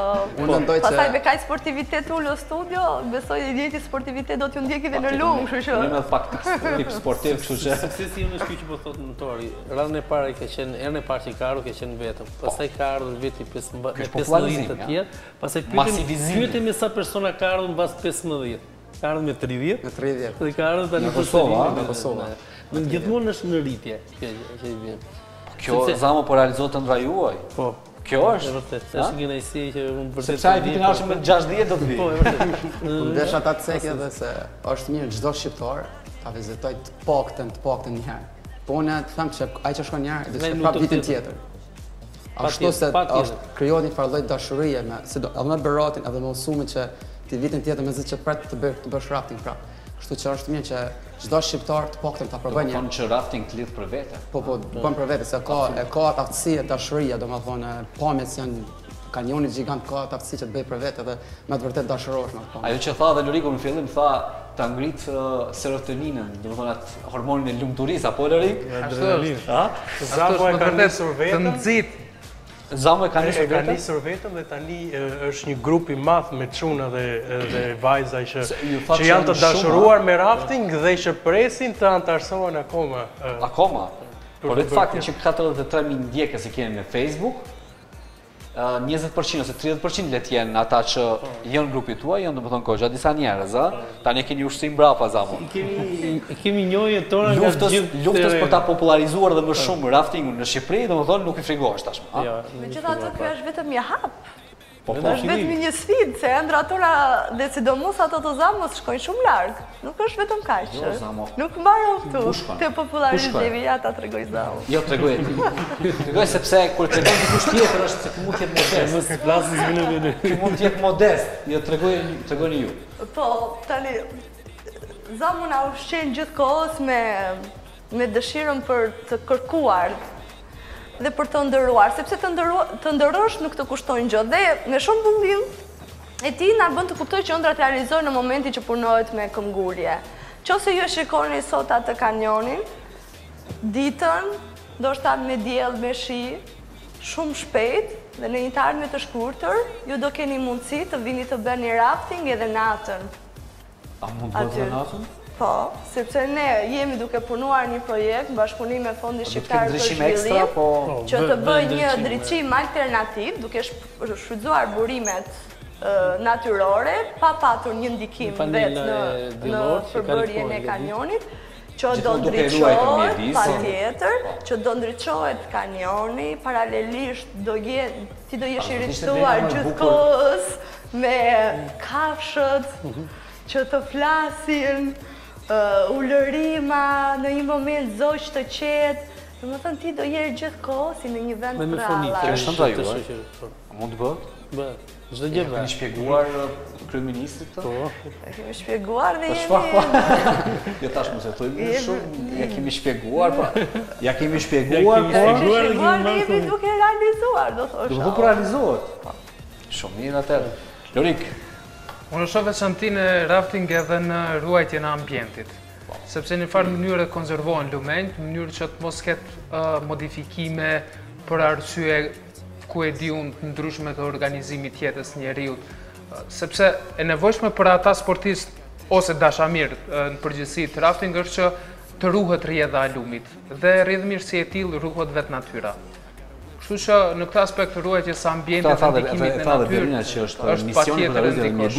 Po, që është aja. Gjithë gjërat e tjera do vinë në funksion të kësaj. Prandaj ne jemi aty dhe jemi gjithkohës dhe jemi të prerë në këto raste, në çdo diskutim që kemi në vlerësimin e projekteve, në ndjekjen e projekteve, që askush nuk do guxoj të bëj asnjë ndërhyrje aty që të shkatrohet ky kanjon dhe ky thesar i Shqipërisë. Sepse ajo kanjoni nuk është prona e asnjërit. Nuk na e kanë lënë trashëgim prindrit. Ne ja kemi borxh fëmijëve.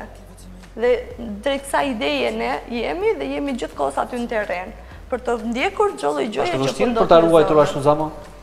A ka tendenca për ta shkatruar mjedisin aty edhe pse? Ka tendenca, ka pasur disa tendenca, ne kemi ndaluar. Cilat janë ato tendenca? Për shembull, në çfarë forme mund të prishet ai mjedis? Ka pasur gërmime abuzive, për shembull të paligjshme që merrnin inertet e lumit, në atë moment fusin mjete si ekskavator ose fadroma. Ka pas dhe nga ata të papërgjeshëm që futën në ekskavatorin dhe deshin të prishnin kanionin të i merrnin pllagat e gurit. Sepse atje është një kanion që është miliona vjetë. 2 deri në 3 milion vjetë. Dhe ne kemi patur direkt, si thosh, jemi syri i parë që kemi parë këto dhe kemi ndaluar rreptësisht. Kemi pasur probleme dhe me përjetjen e mbeturinave kur ne disa herë kemi hyrë dhe kemi pastruar me djemt e skuadrës, sa tani janë ndërgjegjësuar edhe gjithë komuniteti që banorët që nuk edhin këto mbeturina më në këto lume. Dhe kjo është një kënaqësi shumë e jashtëzakonshme për mua edhe për vetë ndjemtë e guidës që unë kam. Kanë arritur, kanë marrë një kulturë të tillë që dhe në jetën e tyre të përditshme ata nuk edhin asgjë në tokë, shumë do ta edhin në vendin e caktuar. Kjo është vetëdijsimi. Ne kishim një aktivitet para ca kohe ku ishin 1000 të rinj që ne i morëm dhe dhanë një mesazh sensibilizues në kalbuz lumit, i vum formuar në shkronja të tilla që thosh ne duam lumin dhe kjo ishte më shumë për t'i treguar atyre që vërtet sot ju po jepni këtë mesazh, por nesër ju do të bëni më të përgjegjshëm që vërtet ta duni lumin dhe mos ta konsideroni lumin si një vend i nevojshëm. Po shkon drejt asaj. Sepse mua më kujtohet një herë që 2 djem gjimnazist është një moshë adoleshente që mund të gabojnë. Njëri nga ata hodhi diçka dhe ai tjetri i tha që mbasi mbaroi një ëmbëlsirë që kishte marrë hodhi atë letë, ai tjetri tha merre tha se përsëri ne do të jemi që do ta pastrojmë këtë tha. Pastaj mori dhe e hodhi në vendin e caktuar dhe për kjo është një kënaqësi e jashtëzakonshme për mua sepse po ndryshojmë dhe po bëjmë një brez që është i ndërgjegjshëm që të ruajë mjedisin. Kështu që para se ne të mendojmë dhe të konkretizojmë projektin tonë për ndriçimin e kanjonit, i cili pa diskutim do jetë me mënyrë alternative për mjedis, ne në radhë të parë jemi duke kërkuar Fondit Shqiptar për Zhvillim një plan fizibiliteti për zhvillimin e zonës. Se vërtet ne kërkojmë që ajo të jetë zona kyç për zhvillimin e turizmit në rajon, jo vetëm në Shqipëri, por paralelisht duhet shoqëruar në këto momente që po hapen mundësitë, interesimet e para nga investitorë të ndryshëm se ku do investohet, me çfarë materiali brenda çfarë standardesh. Kjo është e rëndësishme. Mjedisi është kryefjala. A keni parasysh çfarë standardesh duhet të ketë? Keni ndonjë shembull sa diku më në botë? ekologjike, po, në botë kemi pafund shembuj të cilët i shkëmbejmë edhe nëpërmjet Federatës Ndërkombëtare të Rafting. Keni kontakte me federata të tjera, domethënë? Që kanë impakt sa më të ulët në mjedis, që shfrytëzojnë sa më shumë mjedisin në kuptimin pozitiv, dru, gjë e riciklueshme mundësisht, gjë në një sipërfaqe 500 deri në 1000 metra larg kanjonit që nuk e shprek në asnjë moment kanjonin. Pra, gjëra sa më të thjeshta, sepse kuptohet që turistët që vinë bëjnë rafting, apo turistët që eksplorojnë natyrën, janë turistë që duan të jenë sa më shumë në kontakt me natyrën, dhe ata bezdisen nga investimet e tepërta, nga ndërtimet e tepërta. Ata duan gjëra sa më të thjeshta. Natyra është si ka lënë. Natyrë, të provojnë ato ushqimet natyrale, kulaçin e zonës, djatin, gjalpin, gjizën, mishin. Unisëm Lorika, shkum Lorika. Dhe të jenë në kontakt sa më të madh me natyrën, por mos ta harrojmë që kjo patjetër do bëhet me standarde ndërkombëtare, jo me mendësinë tonë të bëjë turizëm, por ne duhet të marrim mendësinë ndërkombëtare dhe kërkesat e turistit ndërkombëtar dhe ti ndërthurim bashkë për të nxjerrë diçka autentike. Përveç Lorik, përveç raftingut, domethënë e ke përmendur edhe ushqimin e zonës. E kam përmendur ushqimin. Duat përmend kjo mos edhe në Berat, sepse sapo mbretëm në Berat, patëm një ushqim që përsëriteshin pjatat. Duat të vinim pjatat reja, jo të përsëritura me përmbajtje, por gjithmonë me ushqime të ndryshme të gjitha të zonës. Cila ishte ushqimi tradicional i zonës që të ka bërë përshtypje? Kjo po më intereson. Se mbaj mend emrin. Ta kulaçin. Gjithatë, si ishte specat, po mbusheshin vetëm me oriz, jo me mish. Derina po pret vetëm të shoh. Apo e din se si specat mbusheshin vetëm me oriz, jo vetëm me mish. Specat e mbushura me oriz, japrakët, që janë gjethet e rrushit, përsëri me oriz dhe me erza të ndryshme, pispili, që është një bazë me petë misri dhe me barat e egër që i mbledhin në zonë, byrek me petë të trollura vetë dhe me djath, vezë fshati, patëllxhan të mbushur, kofsha e qingjit, me ara, me bajame, e pjekur, përsheshin. Qa kërësor, ullejt dhe vojnë ullejt. Se lëtori sa i që vjen, gjithë kohë të bëjnë aty, gjithë si ulliri dhe vaj ulliri. Origjinal, që është vërgjina si. Po, është njifet zona për ullirin, po pa diskutim pasaj njifet edhe për glikos. Çfarë pasurie ka? E tani, sa po të lëviz me gastronomi nga Berati të dalim deri te Skrapare, aty të përmendim rakin dhe përfundojnë gjithë muhabeti. Me vërtet, dollit jashtëzakonshme një traditë e ruajtur shumë mirë që sa është larg Skrapari? 50 kilometra larg nga Berati. Unë doja të theksoja diçka, në fakt se ne përmendëm dollin, por është rreptësisht e ndaluar dollia para udhëtimit të rafting. Mbas udhëtimit. Mbas udhëtimit dollia vazhdon gjithë natën. Për shkak se ato vjen në timon, po është me timoni e sikurse në makinë. Shikimin alkoolit, po. Ne kemi bërë në mbrëmje, dolliti kemi ngritur në mbrëmje, kështu që në mëngjes kemi qenë të këndellë, pa probleme. Ishte shumë mirë. Në fakt, ne kur vajtëm Skrapari, ishte atje kryetari bashkisë Çorovodos, i cili na priti dhe ne gjithkohës ngulmojnë që të promovohen eksperiencat autentike të zonës dhe kishin këngë, valle, goca, gra, burra, djem që pritën Lorikun duke kënduar, duke kërcyer, se dollia ishte një element që njeli në mendje se s'po mësonin si ta ngrinin dhe këto. Kemi dërguar reportazhe atje apo me kënduar? Ka kërcyer. Se mbaj mend. Kemi dërguar për reportazh apo kemi dërguar me kërcyer e kënduar? Ai ishte momenti kur u dal. Kjo vlera turistike, mikpritja e zonës. Ja, nuk kemi mundësi ta shohim atë. Shumë keq. Se s'këndoj mirë, jo. Reportazhi është i banget. S'këndoj mirë. Nëtor, tham që edhe në Kosovë dishon ta bëjnë të bëhet një grup i raftingut. Cilat janë mundësitë? A ka në Kosovë vend për bërë rafting? Vendi është, domethënë bërimet janë qeta, nuk ka të rëmbyshme, ato është problemi. Është Grika Rogovës, po është vendi është shumë i ngushtë dhe nuk është nuk ka kushte domethënë ose me rast mund bëhet kajakin, po prapë se di, nuk jam sigurt. E di një grup nga Gjakova me bashkëpunim me Dison nga Peja dhe Gjakova, kanë bërë rafting të qetë, nga Drini, kanë filluar dhe kanë dalë dhe kanë dalë në liçenin Common Fear, se kanë bërë për 5 ditë, por kanë bërë camping gjatë natës, dhe kanë lëvizur me makina, domethënë kanë vizituar këto vende. Aty me atë provojnë atë eksperiencë ma ka tregu një shok, një mik nga Gjakova që shkojnë bëjnë hajkën. E më ka tregu që ka qenë një moment kur një ditë i ka zënë shiu edhe kanë, domethënë lëmbi i ka zënë shiu, po edhe janë larguar dhe kanë grejë kampingun. E di dhe një shok që kom pas studime, ka tregu që është një grup i 5 që ata bëjnë rafting, po s'kam informacione shumë më tepër për këtë. Në Kosovë nuk ka shumë vende për. Nuk ka vende për shtatshme domethënë. Po a ka mundësi të formohet grupi? Po mund të formohet grupi. Do të shkojnë atje për të bërë. Po, mund të shkojmë atje. Pse jo mos futëm edhe ne federatën ndërkombëtare, të bëhet një grup nga Kosova dhe të bëjmë ushtrime. Në Shqipëria. Po, natyrë. Zamo? Për fajsi. Ne është kënaqësi që të rritemi, të rritemi gjithë së bashku. Ky është ka qenë një qëllimet e mia. Ka qenë e vështirë të ndërkombëtarizohet, futet në këtë, domethënë, ka fjalën për Federatën e Raftingut të Shqipërisë. Të themi drejtën, dhe lehtë nuk ka qenë, sepse ata kërkonin që të kishte standarde. Do të ketë standarde për të standarde që ty është. Cilat standarde është dashur të plotësoni për të futur domethënë?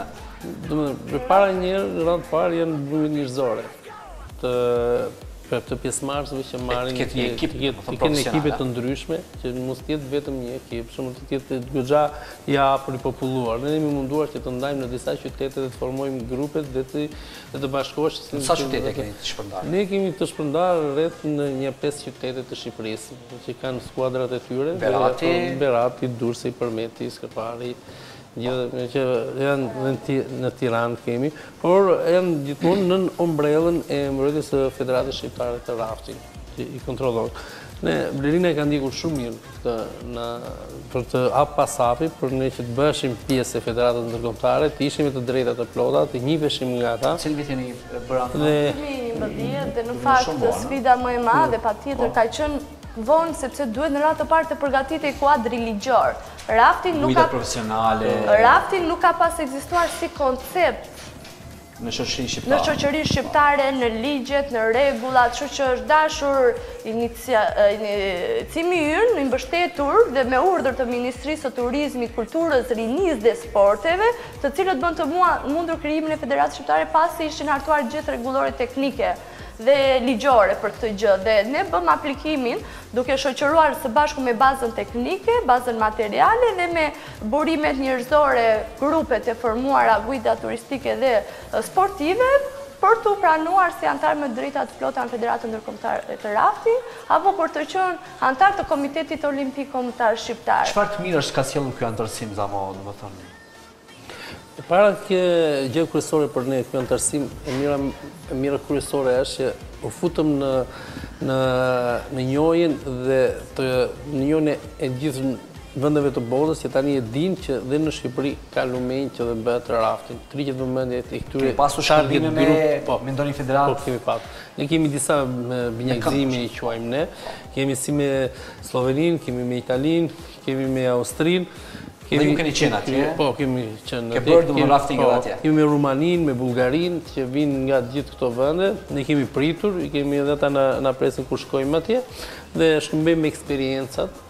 Ne marrim eksperiencat, ta marrin nga ne, shohin, dhe plus për ne ka qenë një gjë pozitive shumë edhe pjesëmarrja jonë në kampionatin botror, që u bë në vitin 2012 në Republikën Çeke. Ne merrni për herë të parë pjesë në një kampionat të tillë. Ke qenë personalisht? Po, kam qenë personalisht dhe garoja në skuadrë, ku skuadra jonë fitoi si fillim fitoi imazhin më të mirë, prezantimin më të mirë në gjithë organizimin që ishte atje, sepse ne organizuam pa u nisur, filluam me gjithë djemtë që ishim, menduam që të prezantohemi dhe të lëmë një shenjë tonë dhe të lëmë një shije të mirë. Që vërtet po vjen Shqipëria për herë të parë, ata janë kurioz, do na shohin si jemi të organizuar, dhe ne menduam për çdo detaj me udhësi.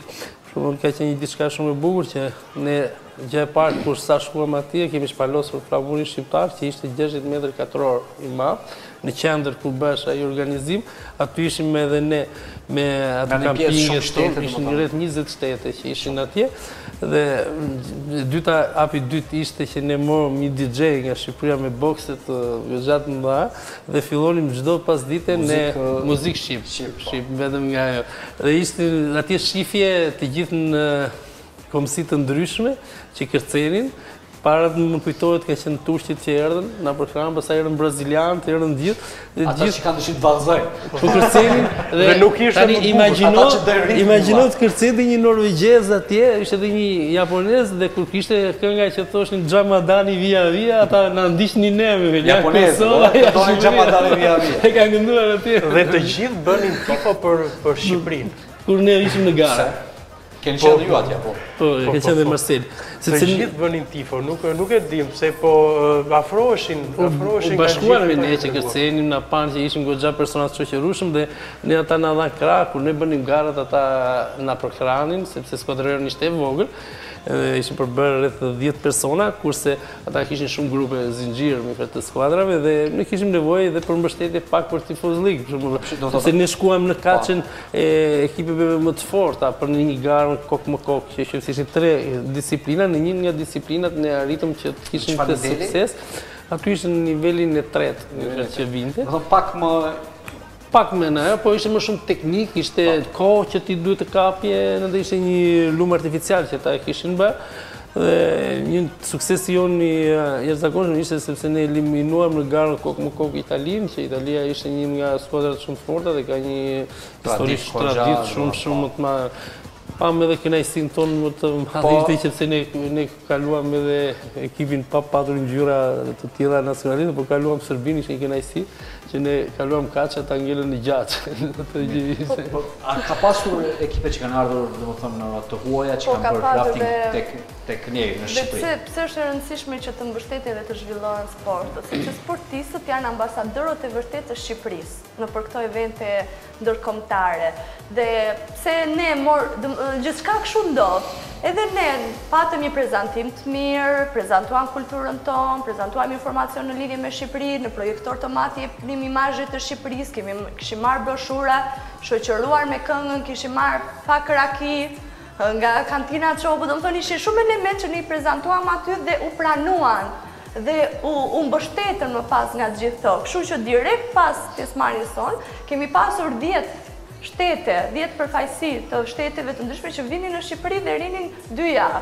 Dhe krahas eksploronin lumenj të ndryshëm, pa diskutim që vinin nga veriu në jug dhe i ndërthunin me malin, me detin.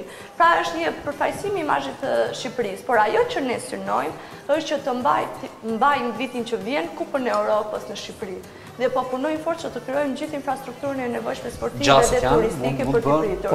Në parim jemi dakord, duhet infrastruktura pritse, që do të thotë skuadrat që do vinë në radhë të parë duhet të jetë një sinjalistik shumë e mirë dhe organizuar në terren, që do të thotë informacion në lidhje me gjithçka që do t'i dali përpara, shenjat, vështirësitë e kanjonit, përbërja e lumit, përbërja e gurit, gjërat që i duhen një sportisti, paralelisht duhet gjithë teknika nevojshme për të asistuar gjithkohë dhe për ta bërë lehtësisht të prekshëm kanjonin, sepse kanjoni ka një vështirësi, sepse nuk arrihet në çdo moment lehtësisht për të dhënë ndërhyra dhe paralelisht me këto edhe pjesa, le të themi, e infrastrukturës pritse, vend depozitimi i pajisjes.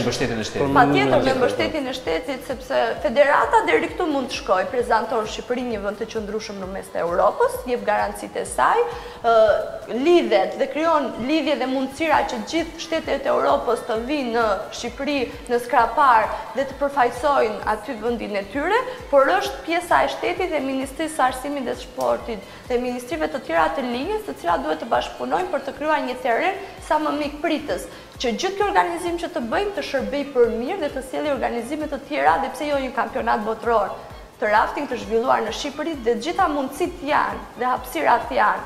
Por gjithë kjo duhet të përmjet një bashkëpunimi dhe bashkëveprimi konkret dhe të saktë, që mos të ketë pastaj në bumerang. Sa, Zama, do më thënë, janë të njohur, të njoftuar, të kësha thënë, turistët të huaj, këto ekipet që keni shkëmbime, sa kanë ardhur për të bërë rafting në Shqipëri, cili ka qenë domethënë përshtypjet e tyre për natyrën që ja ofron domethënë Shqipëria për ta zhvilluar këtë sport. Është shumë interesante sepse këto grupe kanë ardhur në mënyrë nga cilët shtete për shembull? Domethënë kanë ardhur gjithë nga Danimarka e lartë, nga Danimarka, Norvegjia, kanë ardhur nga Austria, nga Gjermania, nga Italia, dhe nga Ballkani, dhe nga Rumania, Bullgaria, po të gjithë këto që grupet kur vinë nuk kanë pasur kontakt me njëri tjetrin dhe nuk e din çfarë ka thënë ai përpara tyre. Por unë që kam asistuar, unë e di dhe unë po ja u them që ata thonë të njëjtin gjë. Çfarë ka thënë ai nga Danimarka? Ka thotë dhe që është nga Rumania dhe nga Jamaica. Ata thonë, ata sa futen në kanion, gjë veprimi i parë që ata shohin ngrimi, janë disa sekonda, kthehen nga unë dhe më thonë mua që e dini çfarë është kjo, më thotë mua, kjo është një mrekulli. Kjo është një nga kanionet më të bukur që ne kemi parë deri më sot. Në Europë që ata kanë shëtitur goxha, jam shumë sigurt. Ne kemi shoqëruar persona, për shembull që presidenti i Federatës Italiane është një nga personat që shumë i njohur në botë për aplikimin e raftit dhe ai ka gati mbi 500 lumenj që ka lundruar në gjithë botën. Dhe i ka një kurikulumin e tyre që i bje. Dhe i kur ka hyrë në kanionin e Skaparit, nëse është manitur dhe më ka thënë që jeni me fat që keni një gjë të tillë. Pra dhe ju duhet ta shfrytëzoni këtë, a? Dhe ta mbrojnë. Shto ndesh ata cek. Keni thënë edhe ju kështu për herë parë nuk keni shkuar. Kam thënë. Vjet kur isha rrugës për kalose, e kam fiksim kalon dhe lagjë Mangalem Zëra, ku të shkoj atë, bëj fotografi dhe në Gjizej. I takova 5 turistë që ishin veç e veç, edhe parë që ishin të tuar, nuk ishin domethënë gujt rrugës për kalon. Dhe u afrova të gjithë, bisedova me ta. Thash për shkak një orë më treguan që kanë ardhur për rafting, po kanë ardhur vizitu vendin edhe nuk kanë informuar ata për gujt, tash unë do të shkoj te kalaja dhe i mora me vete. Nga kur rreshtja e pyeta, njëra ishte nga Moska, profesoreshë të muzikës në Moskë, një ishte nga Vietnami, një japonez edhe kishte nga Brazili. Do të ishin vende shumë të larta. Shpërndar gjitha kontinentet. Po. Edhe befasova u çudita, i mora me vete deri te kalaja bona një gujt, edhe aty e morën një ciceron që na tregoi për historinë e Valas. Edhe është për çudi, e mbaj mend se kjo, domethënë, kjo profesoresha e muzikës, që ishte nga Moska, ka shkruar një artikull, nëse e mbani mend, ka shkruar një artikull në Moskë që e ka postuar, ka ilustruar me foto dhe ka thënë këtu ishte ndjezur filmi i Tarazanit. Po. Edhe është çfarë kuptimi ka dështot? Për do thotë është pamje ka, çfarë si pamje ka? Domethënë kanjoni. Si xhungël, si xhungël. Edhe janë penë gjelbëruar gjithkohon. Ujvara që bien nga 150 metrë, janë 8 ujvara të tilla, kështu një. Patjetër do të vi. Edhe është një dua të vi. Interesant. Do pushosh më. E mira kësaj është se çdo herë që kam shku, kam kriju komunikime të reja me njerëz të ri, sidomos me tuaj. Këtë vit, domethënë para 2 muaj, isha në Varg, kisha dy gjyqtare që i nga Finlanda. Dhe kisha bërë një ngjëzim se e dija që vinte ai vara bukur dhe e ngjëzova befas se e dija reagimin kur ajo shef atë. Unë është edhe video, ajo çmend kur po do të. Keni video? Po, është video kur ajo vërtet në të transmetoj? Po. Po. Okej, do na falësh të transmetoj? Po. Mua më kujtohet një që kam pasur në Gomone. Okej, mos e ta transmetojmë video. Një që vinte nga Hollanda, ishte gati 70 vjeç. Dhe pasi mbaroi rafting në kanionet e Osumit, u shtri në Gomone dhe tha, unë tani do të des i qetë. Deri aty ka arritur. Po. Ta shikojmë atë videon, ta shikojmë videon e që na tha nëntori.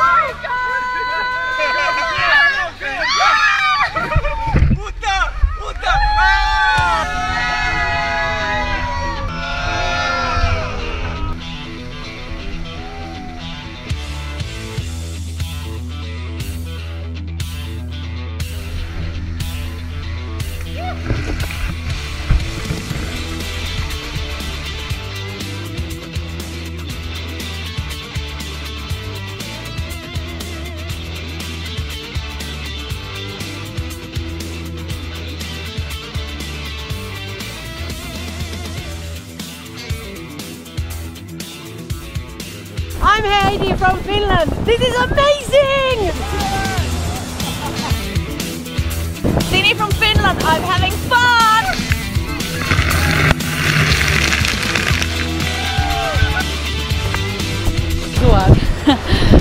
Uta të Prishtinës, është eksperienca me parë në rafting, edhe të shoh që këtë grupa edhe unë po kënaqem shumë. Më pëlqen që ka nisë me u bërë sportet të tilla në Shqipëri, edhe po promovohen vendet e bukura. Ju kisha preferu të gjithëve me ardhe në Shqipëri.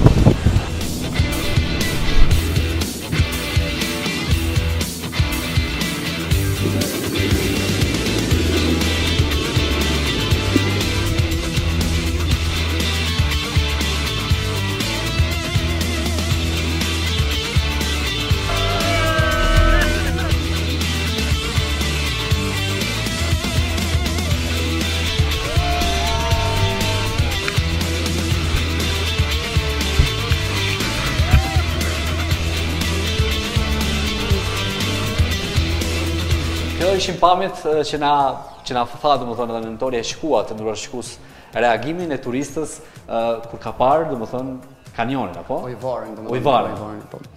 Edhe e rëndësishme është se kam mbajt kontakt me këta tuajt vazhdimisht. Tash vonj përmes postimet vizitat që kam bërë ekspeditat, atyre ngritet kurreshta me pyesin për vend, si në Kosovë dhe Shqipëri. Edhe e mira kësaj ka qenë se para një muaji ka ardhur një grup që kam qenë rafting, kontakt me rafting, ka ardhur një grup nga 20 persona dhe kanë shprehur dëshirën ta vizitojnë Prizrenin dhe Gjakovin. Dhe më kanë kontaktuar me një agjenci turistike nga Bullgaria dhe e kam gjetur një guid në Prizren ku domethënë ai grup që kam vënë kontakt në rafting, atë grup domethënë e kam sjell në 20 persona në Prizren dhe Gjakov. Do thotë rritet bashkëpunimi me Kosovën dhe Shqipërinë dhe rritet numri i turistave që ta vizitojnë, se më të vërtet ne që jemi vendas këtu në Kosovë dhe në Shqipëri shumë pak e njohin vendin tonë. Edhe ne duhet të kontribuojmë të kapim maksimumin për aq mundësi sa kemi që ta bëjmë vendin tonë më të njohur së pari për vendorët, por pse jo edhe për të huajt, sepse turizmi siç e thekë dhe Blerina është shtyllë kryesore e ekonomisë në një vend. Okej, Blerina, për fund, një mesazh për raftingun, domethënë për gjithë shikuesit tanë. Nëse doni të provoni emocione të papërsëritshme, përvoja unike, të shihni vende që nuk mund t'i mendoni të kur kaq të bukura, të hani ushqim të mirë, të takoni njerëz të dashur. Dhe ka siguri. Patjetër, gjithçka brenda standardeve të sigurisë dhe brenda gjithë licencave dhe pajisjeve të nevojshme, atëherë duhet të vini në Shqipëri, duhet vini skrapar dhe nëpërmet dhe të bëni rafting, river hiking, sepse aty do ndiherni edhe 100 herë më shumë krenar që jemi shqiptar. Se çfarë ne ka ofruar natyra, çfarë na ka lënë Zoti neve ku të jetojmë, ha? Faleminderit shumë që ishit pjesë e emisionit tim. Faleminderit që keni ardhur nga Tirana. Ishte kënaqësi edhe ime që kem në studio. Faleminderit Lorik për reportazhin. Mentor, faleminderit që ka ardhur nga Gjakova. Të nderuar shikues, këtu ne japim fund emisionit Randevu dhe sigurisht kur të mendoni ndonjëherë për turizëm, mos shkoni vetëm në det, në plazhin e Shqipërisë, por shkoni edhe vizitoni domethënë edhe për këtë pjesë të Shqipërisë për cilën biseduam tashmë 1 orë 40 minuta. Shihemi të shtunën tjetër, faleminderit që na ndoqët. Wake up, it's a beautiful day. Wake up, it's a beautiful